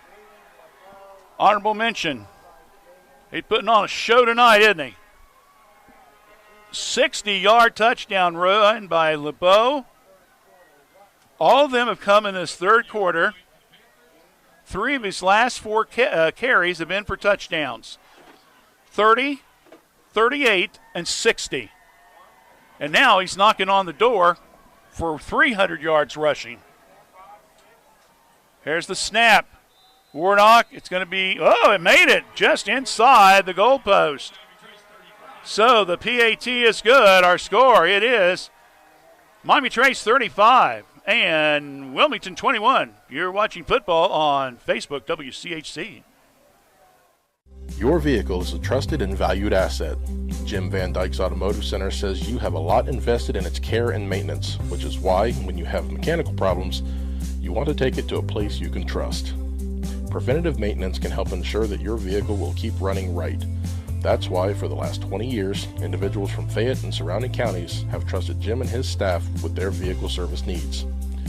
Give them a call at 740-335-2000. That's 740-335-2000 for your appointment.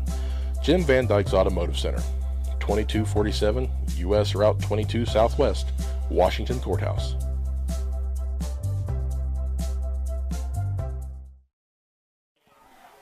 Well, if you're a Panther fan, you're saying, boy, I'm thankful that you guys did tape this thing, and I'm glad you got to play the second half right after the first half, because it's been all Panthers ever since, right?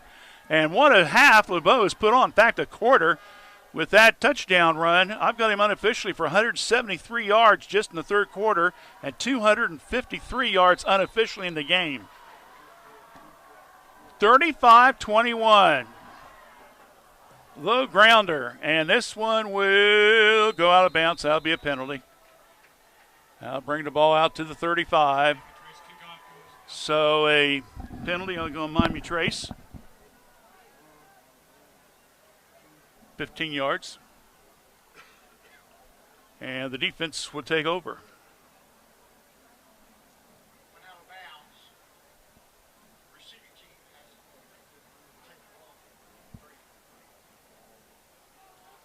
So 1st and 10 at the Wilmington 35. 2:42 left here in the third period. So Miami Trace getting ready to set up on defense.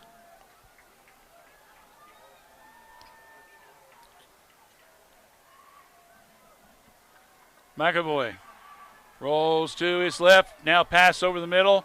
Wriggling comes across the field, left to right, catches it, and he'll be brought out of bounds. And bringing him down is Miami Trace's Preston Reed. I think that's the first time I've called Preston's name tonight. But it was a big 15-yard pickup for Wilmington, but a penalty.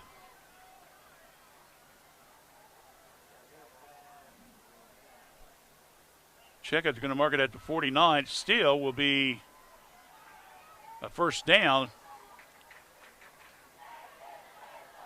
We're talking to Wilmington. Whatever it is, it looks like it maybe declined.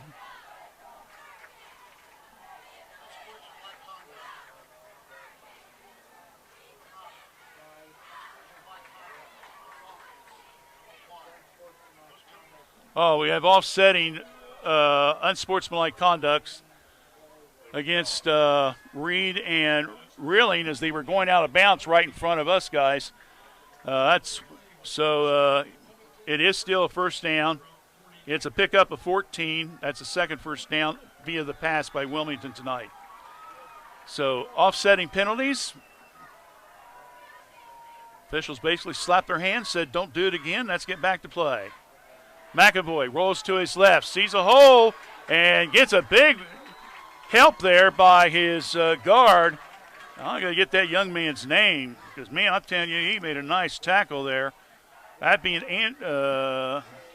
Andrew Stewart for Wilmington.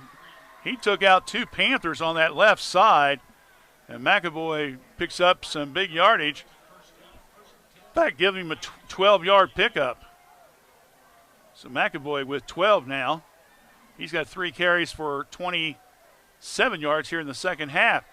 They let him come in. He's got another hole up on that left side. He's on the run. He's down to the 10, and he's finally going to be brought out of bounds close to the 7-yard line. So Cameron McAvoy, who showed some nice aggressive running play against Ross last week and picked up some big real estate for the Hurricane to keep some drives going, is now trying to do it again with a 32-yard pickup and another first down.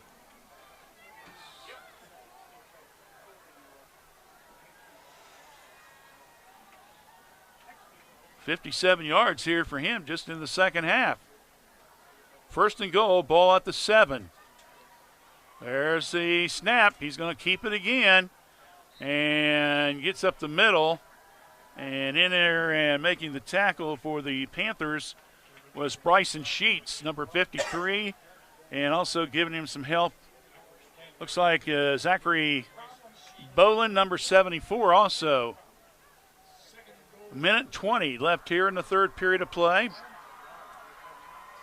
Look, a 3-yard gain. Second and goal.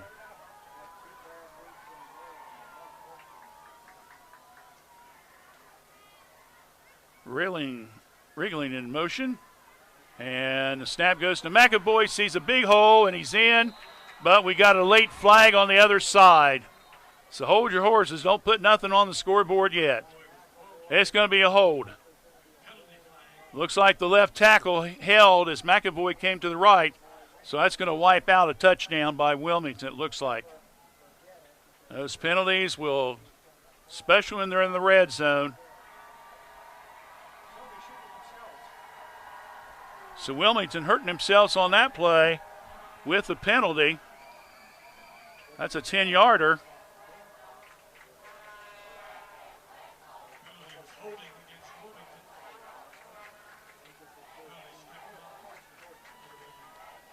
Not 9 penalties for 70 yards unofficially against Wilmington. Trace has got 4 for 45.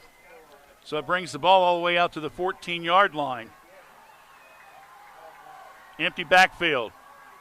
McAvoy with the toss, and the ball is knocked down by the Panthers. Try to press that one in there a little bit.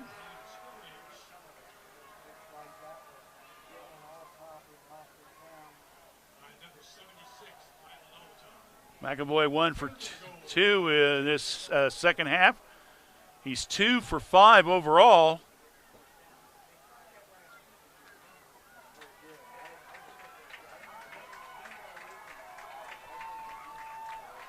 Third down. Big play here for the Panther defense. With seconds ticking away in the third period, they're up by 14. And now we got another whistle. And we got a timeout. Wilmington. So Coach Killen wants a timeout. We'll take one as well. 27 seconds left here in the third period of play.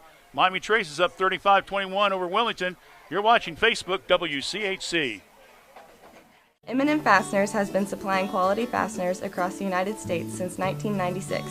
M&M supplies our customers with all types of fasteners from standard nuts and bolts to specials per your prints. M&M Fasteners is a complete fastener importer and distributor that can custom tailor our services to meet your customer needs. Whether it's one part or 1,000 parts to be customized for a special job, M&M can thread, turn, mill, drill, and weld parts to meet your specifications. For details, call us at 740-335-1641 or see us at our website at mmfast.com.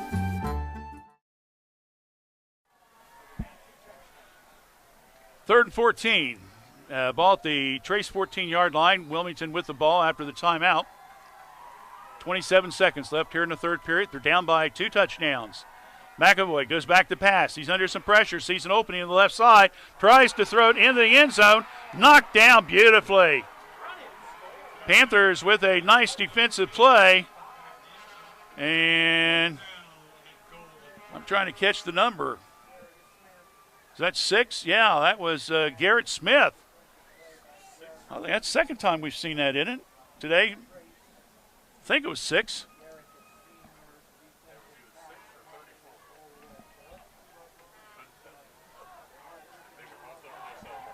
What'd you say, Dave?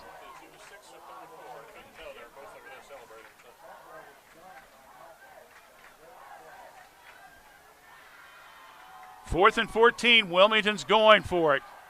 McAvoy, and it's almost picked off by Miami Trace, just short of the goal line, and almost coming off with the pick will be Ashton Conley, whose name we've called a lot today on the offensive side. So Wilmington cannot convert on the fourth down play. The Miami Trace defense really coming to the forefront here in the second half after giving up 14 points in that first half of play. Be interesting to go back after this game is done and after we have a chance to look at the stats, what it ends up being. So they have really come on strong. So Miami Trace now will take over, 1st and 10. Ball at their 14-yard line with about 15 seconds left here in the third. Pitch, left side. LeBeau, 20, 21, 22, and we got flags all over the place. Somebody's got to clean up their mess. Usually in that spot, that's a hold. Yeah, that should be a hold. That's usually where they throw it at.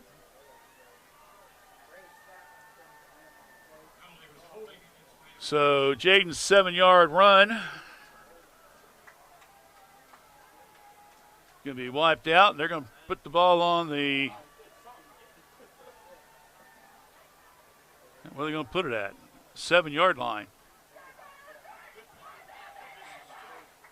All right, he picked up 3 yards. That's what happened.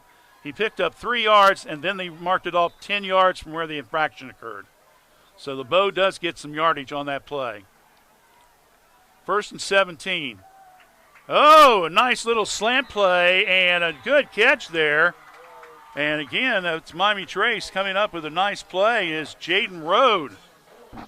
So Jaden will pick up to the 17. So that's an 11-yard pickup by Austin Melvin. And believe it or not, that's his first pass he's thrown the entire second half. Of course, if you got LeBeau running like he does, it really doesn't matter now, does it? So we go to the fourth quarter, and the Panthers are ahead, 35-21 over Wilmington. Fourth period, play-by-play coming up. Stay with us here on Facebook, WCHC. When it comes to your health, it's important to know your options for care and make that personal choice. At Courthouse Manor and St. Catherine's Manor of Washington Courthouse, we advocate for our residents and provide quality care according to each individual's needs and goals. From therapy stays to long-term care or assisted living, no matter what stage of life, we are here to provide you with the care you deserve. Courthouse Manor and St. Catherine's Manor of Washington Courthouse, sister facilities with a family feel.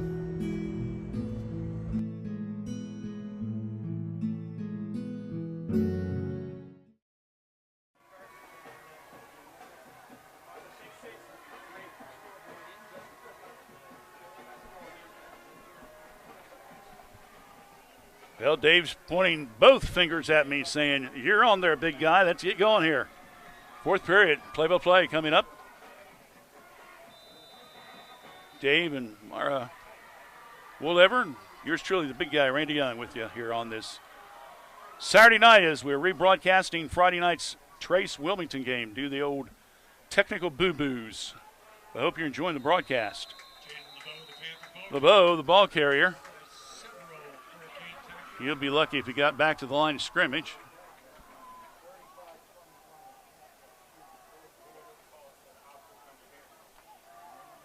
Double checking. Yep, no pickup. In fact, they're going to get negative 1 yard.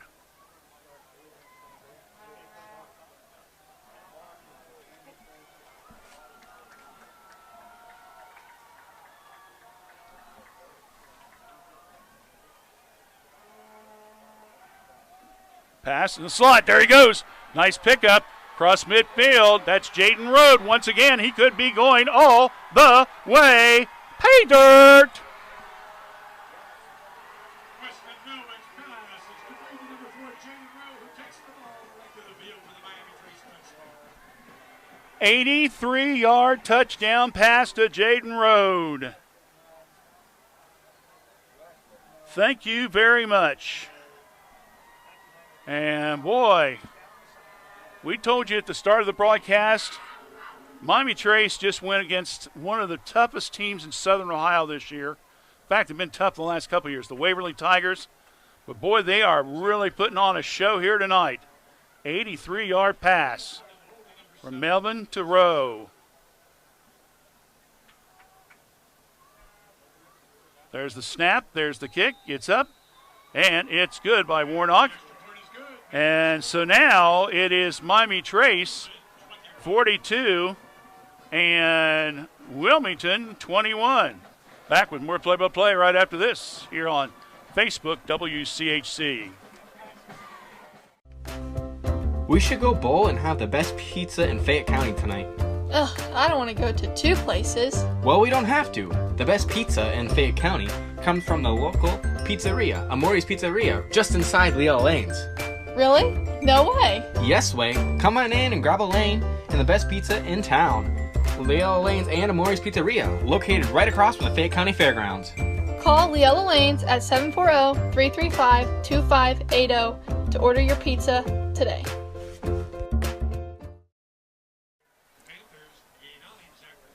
Okay, we're about ready now for Zach Warnock to once again do the kickoff duties. I think this is 8th or 9th time tonight. He's been kept busy between that and extra points. Sure, Coach Williams tells him, son, get used to it. We want to use you a lot this year.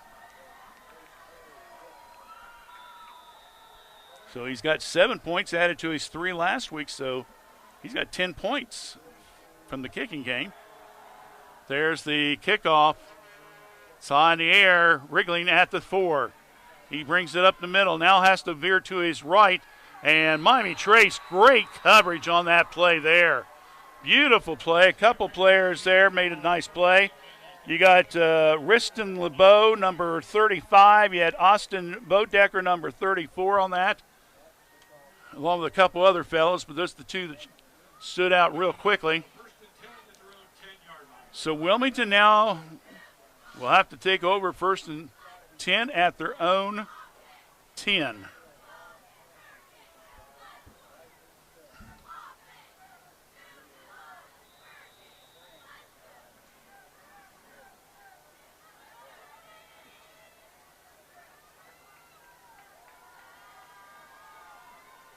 Miami Trace has scored the last 5 possessions that they've had the ball from the end of the second quarter to now. That is unbelievably impressive. McAvoy out and in and out of the hands as the pass was in the flat as they were trying to get the ball to Jeffrey Valentine, and he just couldn't put it in the breadbasket.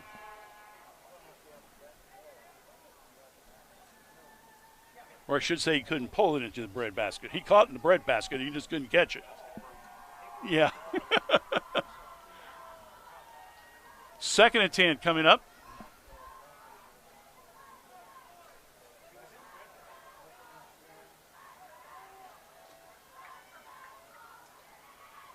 McAvoy will keep the ball, tries to look, zigzags, and whoa, boy, he got a hit there. Coming up and getting a hit on him was Taven Brown, and McAvoy might have got close. And he got a first down, 10-yard pickup. Basically, it's been McAvoy has been the offense in this second half of play as they've taken basically Stuckey completely out of this game. McAvoy, Bullen almost got him in the backfield, and McAvoy will keep it and will be hit a couple times and finally will be forced out of bounds. Landon Cope along with Austin Bodecker.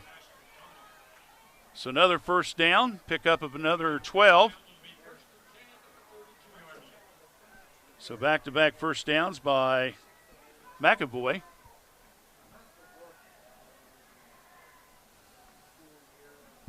It's hard to believe over an hour ago we were in a lightning delay, and boy, it's turned out to be a nice, cool evening here at Miami Trace. McAvoy back to pass in the flat, making the catch. It's going to be kind of close to a first down, as making the catch on the play was Wilmington's Mikey Brown, a sophomore. So he is a first catch for him. They're going to give him 10 yards. Here comes a long pass down the middle and way over the head of the intended receiver, and that was Tanner Hillen.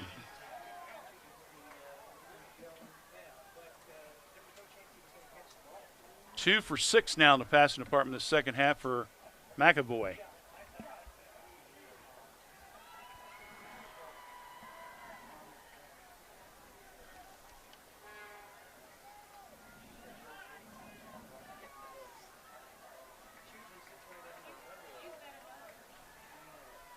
Second and 10 coming up. Again, McAvoy back to pass. He's under some pressure. And he rolls to the right and chasing him and forcing him to go out of bounds after picking up a couple of yards. That was Keelan Knapp. Keelan's had another great defensive game here tonight. I'm not sure how many tackles he's got, but I'm telling you, he's done a nice job on that one, and he basically kept the quarterback McAvoy to only 3-yard pickup on that play. 10 minutes left in the game. Miami Trace up by a 42-21 score, scoring on their last 5 possessions.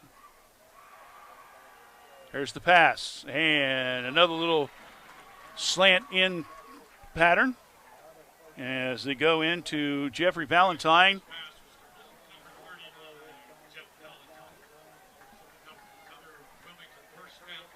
And he'll pick up here about 8. Another first down.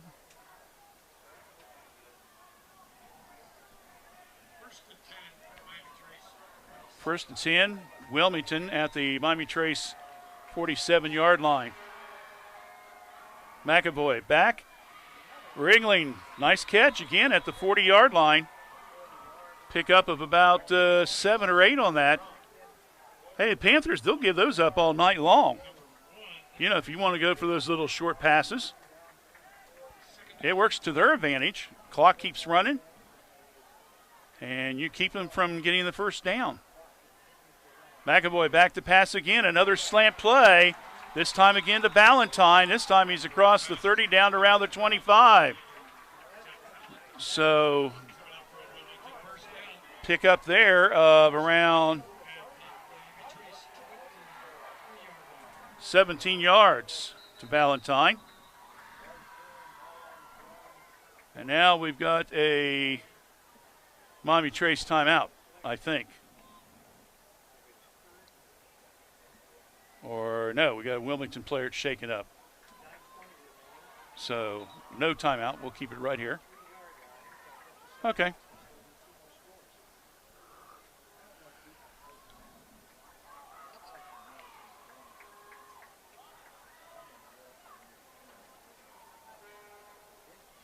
Boy, Dave, you can look down there. You can see some of the Wilmington guys, man. They're sucking some air right now. They're tired. They are just absolutely tired.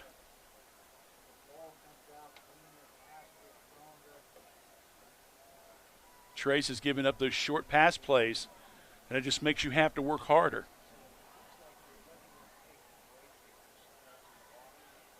So let's see what's going on here. Looks like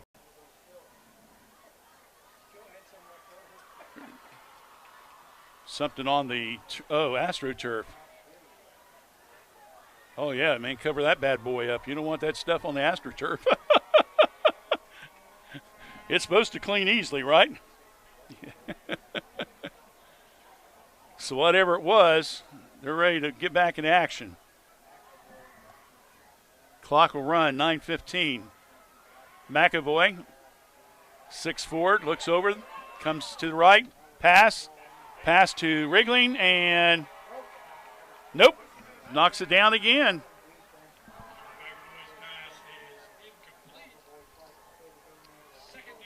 Trying to catch who was back here for Trace. I think it was Garrett Smith again.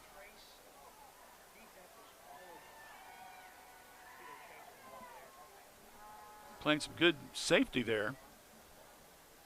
So it'll be 2nd and 10. Ball still at the Trace 23. Clock stops, 9:06 left here in the game.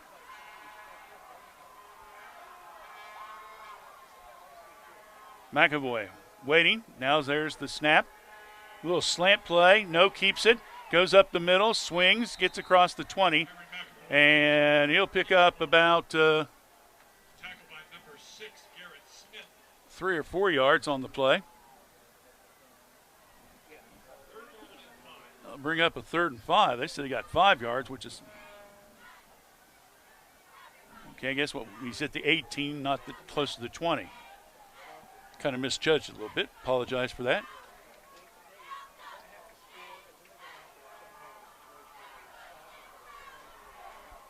There's the snap. McAvoy goes right behind Stuckey to the right side, and he's lucky if he gets a yard or two on the play.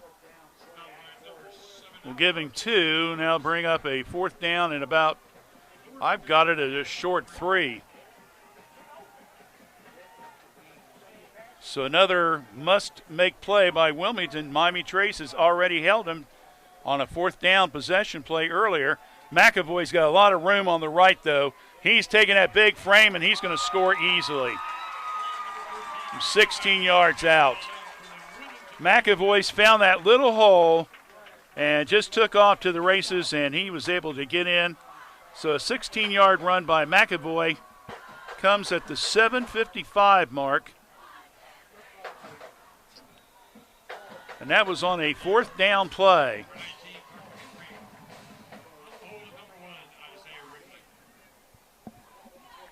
Wrigley holds. Patrick Henry with the kick. And it is good. Timeout on the field. We still got 8 minutes to go.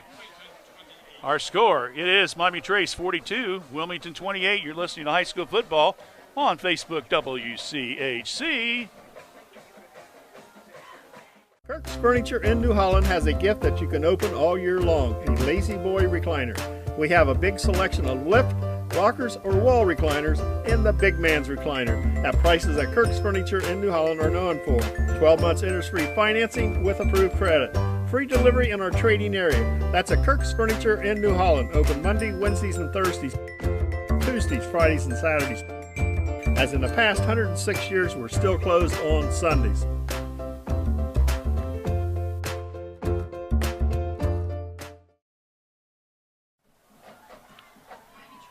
42-28 is your score. Miami Trace with the lead. I'd like to take this time to thank these fine community supporters for helping to be with us sports this year. Leella Lanes and Amora Pizzeria. Bowl with the family and friends. Stay for a delicious pizza and sub, all in one location, located across from the Fayette County Fairgrounds on Route 22. Leella Lanes and Amora Pizza.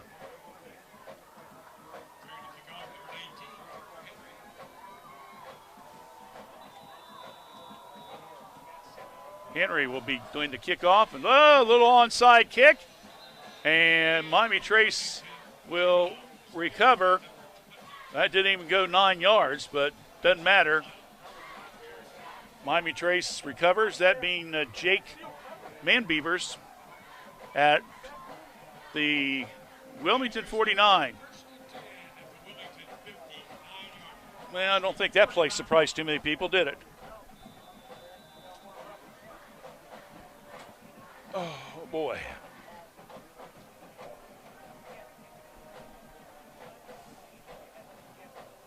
There's nothing like sitting 4.5 hours for a ball game, is there, folks?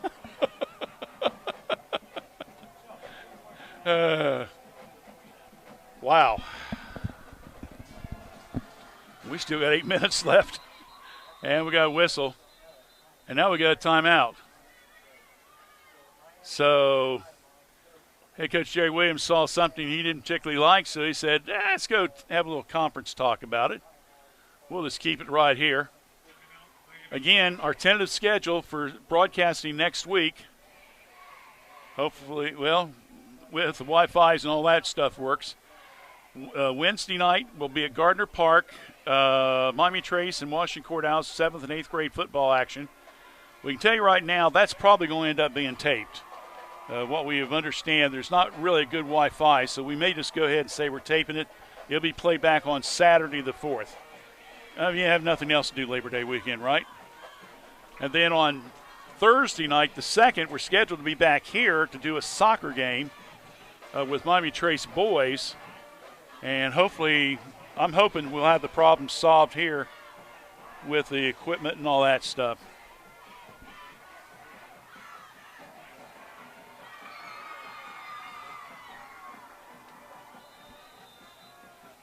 All right.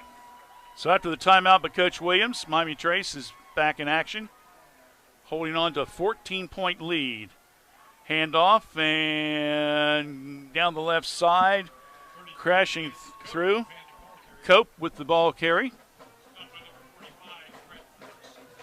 They're going to give him 4 yards on that play. Cope's had a pretty decent second half. That's his 3rd carry. He's 3 carries for 30 yards.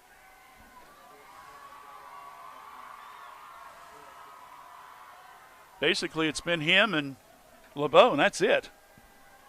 That's all you really need, right? There's the snap. There's the handoff. Mr. LeBeau, 2 players, 3 players. And he says, okay, guys. Official said enough's enough. And on the tackle was Derek Perdue. Loss of 2 on the play for Jaden.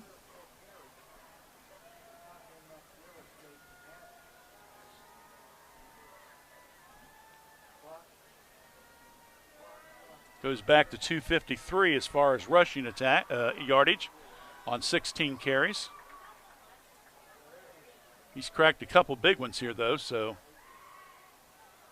there's the handoff. No, fake handoff.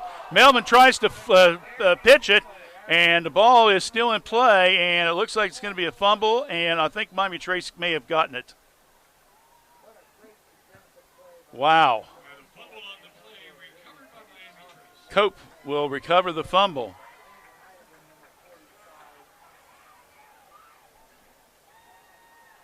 Is that the second fumble today for Miami Trace? I think Melvin fumbled it once and he picked it back up. So second fumble in the game for Trace, but they have not lost either one. Well, we got a 4th and 22 there, David. I think we might as well punt it. What do you think? I don't think we'll see a little short hike trick play like we did in the second period that really kind of turned things around for the Panthers. Low snap. Melvin with the kick. Wriggling at the 25, 30, 35, 40. Forced out of bounds at about the, they're going to call him short of the 40. So Wrigley will bring the ball back to the 39-yard line of Wilmington. And Hurricanes will take over, knowing with 6 minutes left, they've got to score twice. And you got to feel that with the, I don't want to say they've abandoned the running game, but McAvoy's either been running the ball or passing the ball here in the second half ever since Miami Trace has taken the double-digit lead.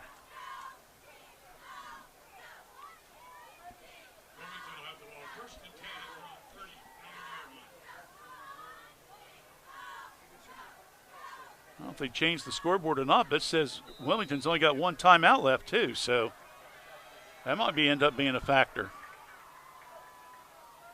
There's the snap. McAvoy taking his time. Ball is batted up at the line, and getting a hand on that and knocking it up in the air was Andrew Guthrie. Andrew, boy, he's using that height there and gets it up there.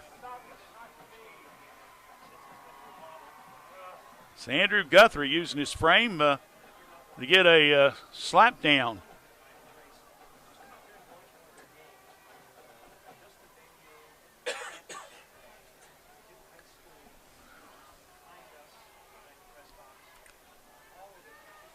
.5:59 left here in the fourth period. There's a snap. Little slant pattern to Wriggling is way behind him. That was a timing play, and the timing was off. What? Oh, he got fingered? Okay.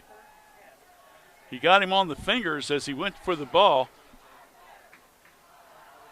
I was trying to figure out what you was trying to say there, David. You weren't sure what you said either, huh?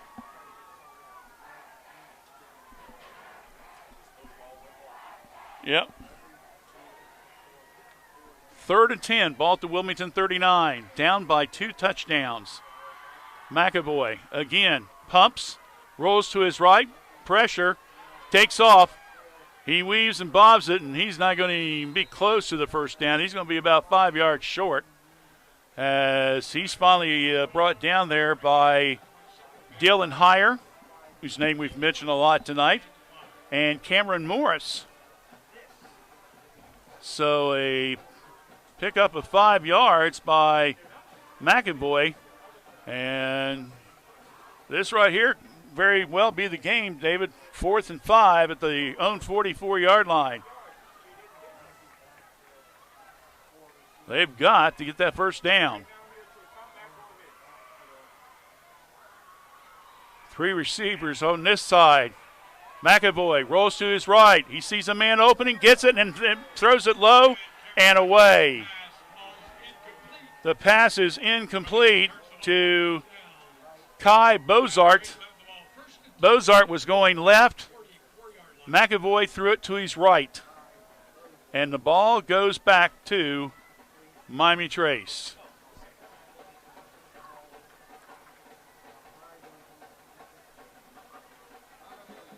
So with 5 minutes left, let's see if Coach Williams starts putting in some subs or he's going to stay with the first stringers here a little bit.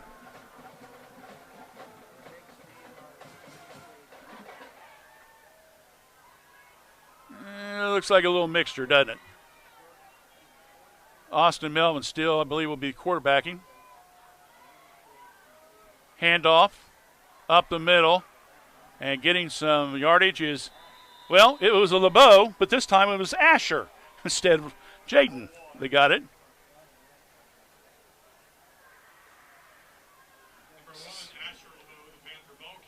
So Asher LeBeau picks up 9 yards on the play.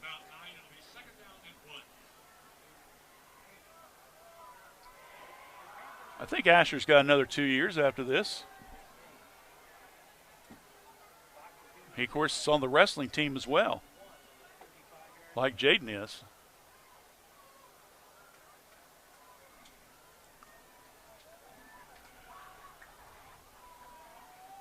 There's the handoff.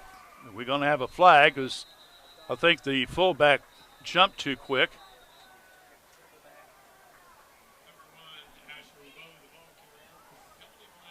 That'll be, I believe that was Knapp that jumped off too fast out of this on the snap. Melvin just kind of tosses the ball. Like, come on, guys, let's keep the clock going, you know. So a 5-yard penalty on Miami Trace. Illegal shift. You want to give the official terminology for it. I just said he moved out of the stance. 2nd and 6. Ball back at the 40, Wilmington 40. Miami Trace up by 14 with clock stop at 4:11. Pitch. They're going to put Jaden LeBeau back in. He's scrambling around. He's going to lose some yardage. He's going to lose about 3 or 4. And with that, that's going to bring up a Wilmington timeout. We'll just keep it right here.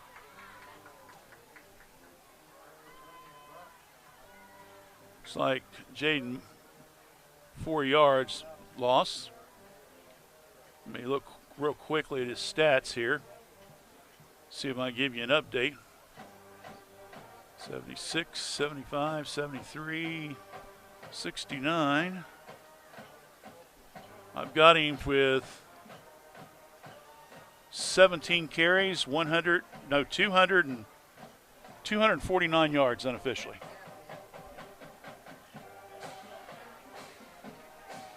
Looks like he was going to hit that 300 mark, but no, that's not bad at all.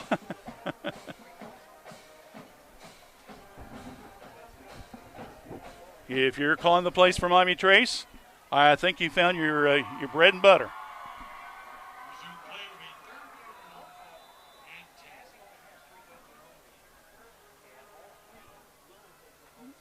Third and 10. Wilmington used their last timeout. Oh, let's do a little reverse here. And we do. Bringing the ball around the left side, and finally forced out of bounds was Jordan Rowe, who was lined up here in the right slot at about the 46-yard line. And he'll get it all the way down to the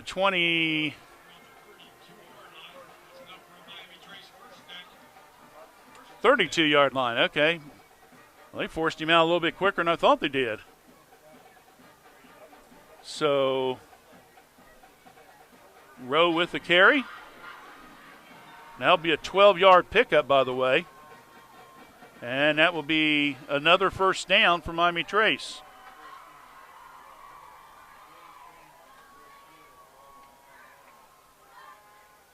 Pitch to the right side. Cope. Oh, boy, putting a little engine to that one there. And he gets it down to the 20. Pick up at 12. Well, I'll tell you, Landon Cope, especially in the second half, has been very, very impressive. I mean, I know LeBeau's got all the yardage, but when Cope has carried the ball, he has picked up some nice real estate. He's had 3 carries in the second half, and they've all been in double digits. 3:33 left in the game. It's 1st and 10. Ball will be at the Wilmington 20-yard line.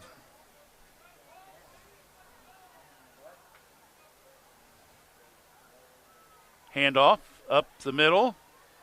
I believe that's Bodecker, and he'll be brought down. And that is in indeed who it is.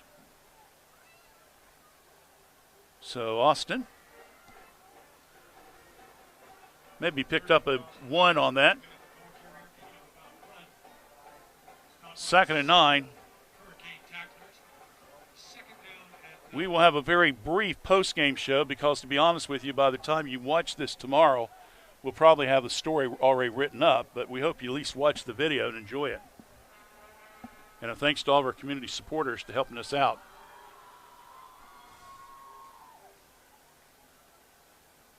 Handoff up the middle. And it's going to be Asher LeBeau again with another carry. And he will bring up about a 2-yard pickup.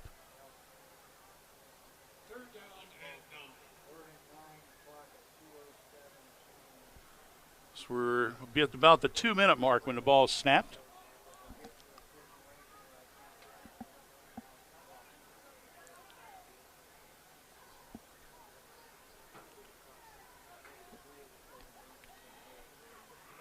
Pitch out to LeBeau. Was right, cut to the middle. Maybe got back to the line of scrimmage. Let's see what happens here. Where they mark the ball at. And we got a late flag on the play. So that'll stop the clock at 1:38.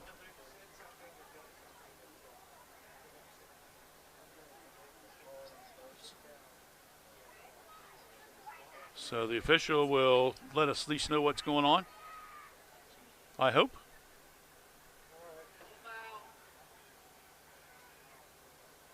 It's going to be a personal foul against Miami Trace. So bring it back 15 yards.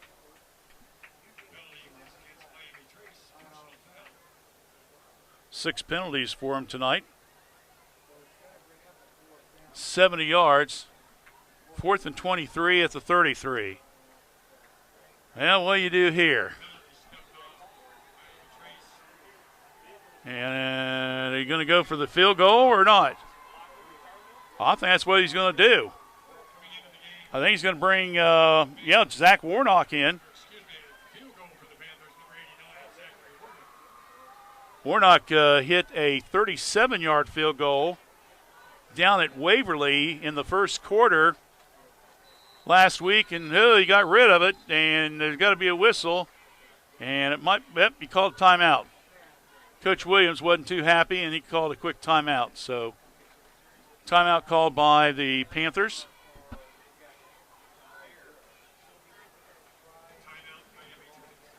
Again, if you're watching this on Saturday night and you want to hear what the coaches talked about, you can go back and watch the McDonald's McSaturday program. That's on demand right now, as Jerry and Chuck Williamson of Washington Courthouse were as our guest earlier on Saturday morning for the show. All right.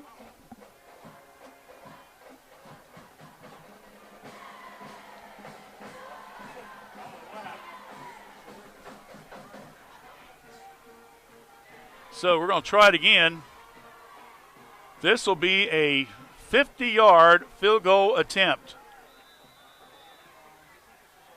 Last time he was short and off, so let's see if he's even close. There's the snap. There's the kick. It's going to be, it's about 5-6 yards short. But if nothing else,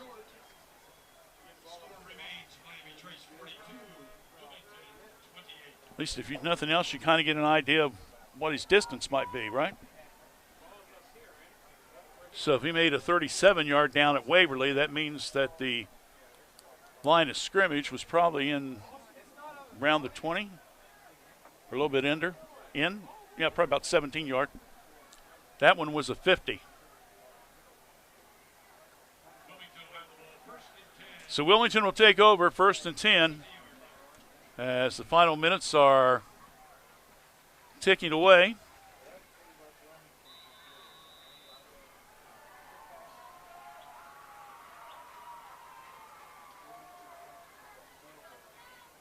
McElroy back, pass it right flat. There goes Stuckey. And whoa, nice little hit there. And I believe that was Bodecker that got him. So the pass is good. And we'll bring it all the way out to the 36, which will be a 16-yard pickup to Stuckey. And that will be another first down.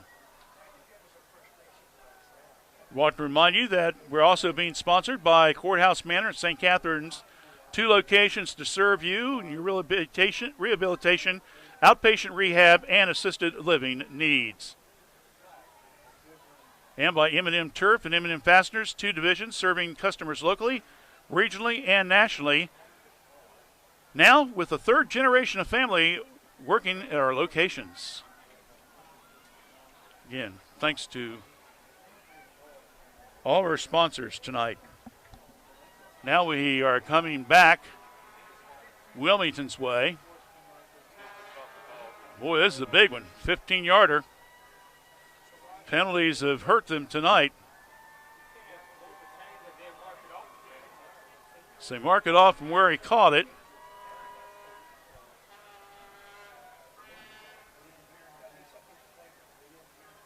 Flagrant foul, as I believe is what they called. I did not hear the official announce it, so I apologize on that one. They're bringing the ball all the way back to the 17.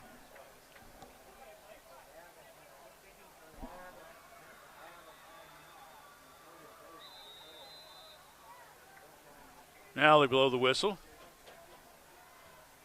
1 minute left in the game. McAvoy back to pass over the middle. Wriggling a 30, 35, and he's out of bounds. That'll stop the clock at the 36-yard line. So a 19-yard pickup. So right now they're picking up basically just, well, I don't want to say junk yardage, but that's basically what it is, because Trace has pretty much given them the field to what they want to do. And we got another delay.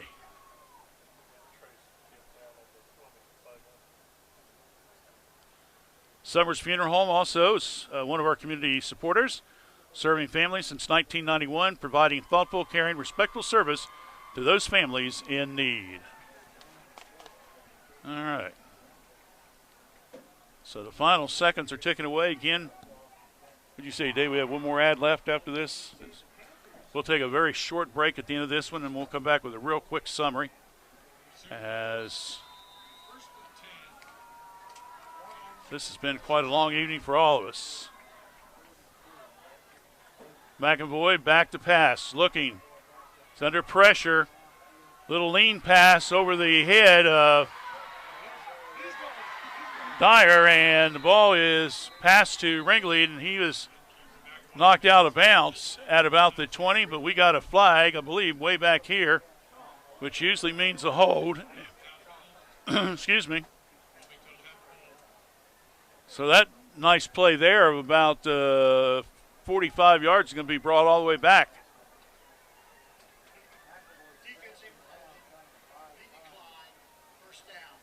No, the check it was against Miami Trace.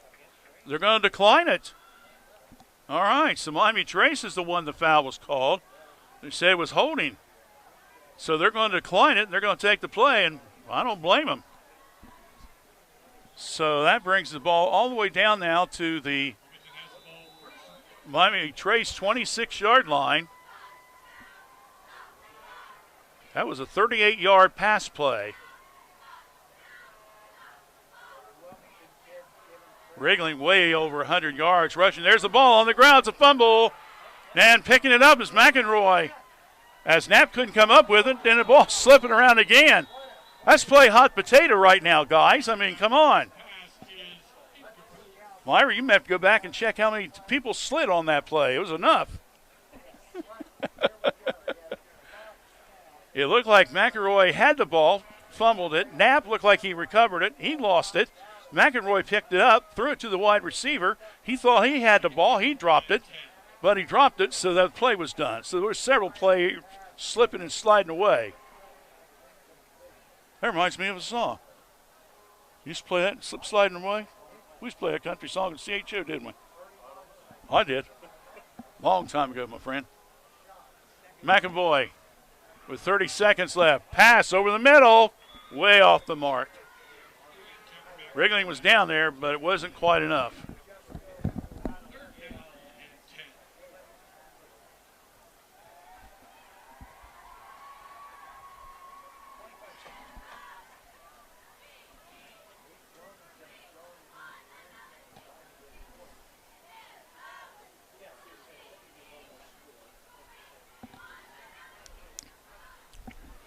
Next scheduled broadcast, the week of September the 10th, Minford at Courthouse. And then we're back here October 22nd, week 10, with Courthouse at Trace. McAvoy over the middle, wriggling, bobbling the ball. Can't come down with it. My goodness. Well, you got to think that rain is having some kind of a factor here late in the game. Seen enough slipping going on. Fourth down. Well, you got to figure Wilmington's going to go ahead and go for it. 19 seconds left. You're down 42-28.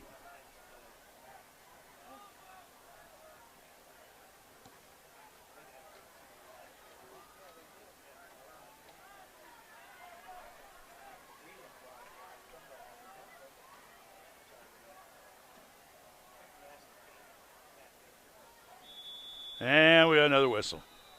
Delay of game. Yeah, obviously no one's in a hurry to go home.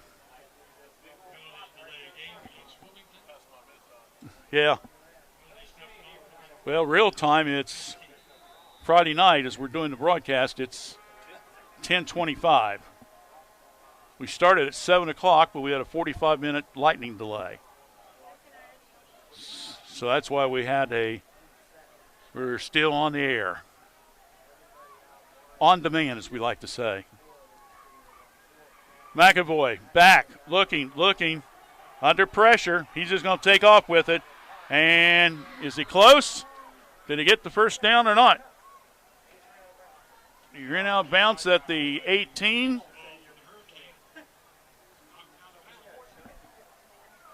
He needed 15. He got 13, so he's short. So short on the play, and the ball goes to Miami Trace. So Miami Trace will get the chance to run one play with 9 seconds left in the contest. And what a big win for Miami Trace tonight.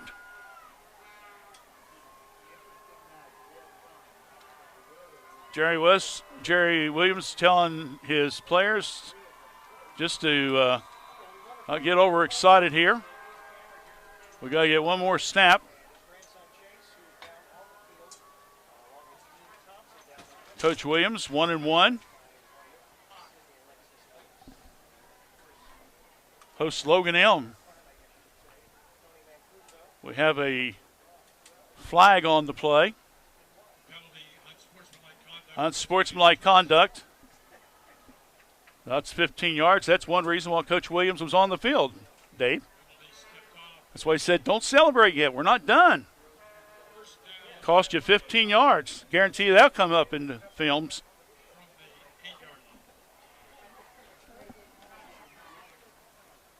So 1st and 10 at the 8-yard line. All I got to do is fall on the ball, and that is the game. And the Miami Trace Panthers come from behind, scoring 5 consecutive possessions in the second and third quarter to even the record at 1-1 for the season and come up with a 42-28 win over Wilmington. We'll be back with a brief postgame right after this. I've always trusted my doctors. Torn ligaments in 1977, again in 78, and in 79, everyone thought I'd miss my chance at Sundays. But my doctors and nurses, they gave me my shot back. So do you think I'd stop listening to the doctors in the middle of a pandemic? Not a chance.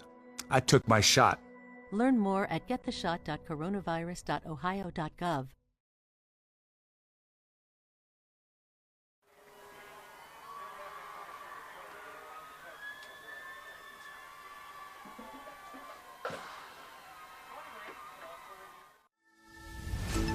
Great Oaks is for those who can imagine a car, truck, or airplane that looks and runs as good as new, or better than new, and then gain the skills to repair, replace, repaint, and more. It's for those who know that beautiful homes don't just happen, they're the result of skill and talent. It's for those who want to program complex machines to create the parts and products that make a difference. Limited space is still available for incoming high school juniors. Apply now. Go places. All right, final score. It was 42-28 in favor of the Miami Trace Panthers tonight. Unofficially, we have Jaden LeBeau with 249 yards rushing and had Austin Melvin unofficially with 178 yards passing tonight, including that big 83-yard touchdown pass there toward the end of the game that wrapped up the game to Jaden Rowe, who's the one that caught that last touchdown pass. So again, 42-28. Miami Trace will be at home next Friday night against the Logan L Braves. That should be a good one as well. If you have no plans, we hope that you plan on coming out and watching and rooting on the Panthers team. Don't forget, we'll probably have mostly recorded action with the junior high games, and also hopefully we'll have a live broadcast of soccer, and we'll be giving you up-to-date information as we get closer to that. Thanks to the boss, Myra. Thanks to the assistant boss, David. I'm just the guy just hanging around doing a lot of talking. And believe it or not, I do get paid for it. I'm Randy Young. Thanks to our community supporters. Good night, everyone.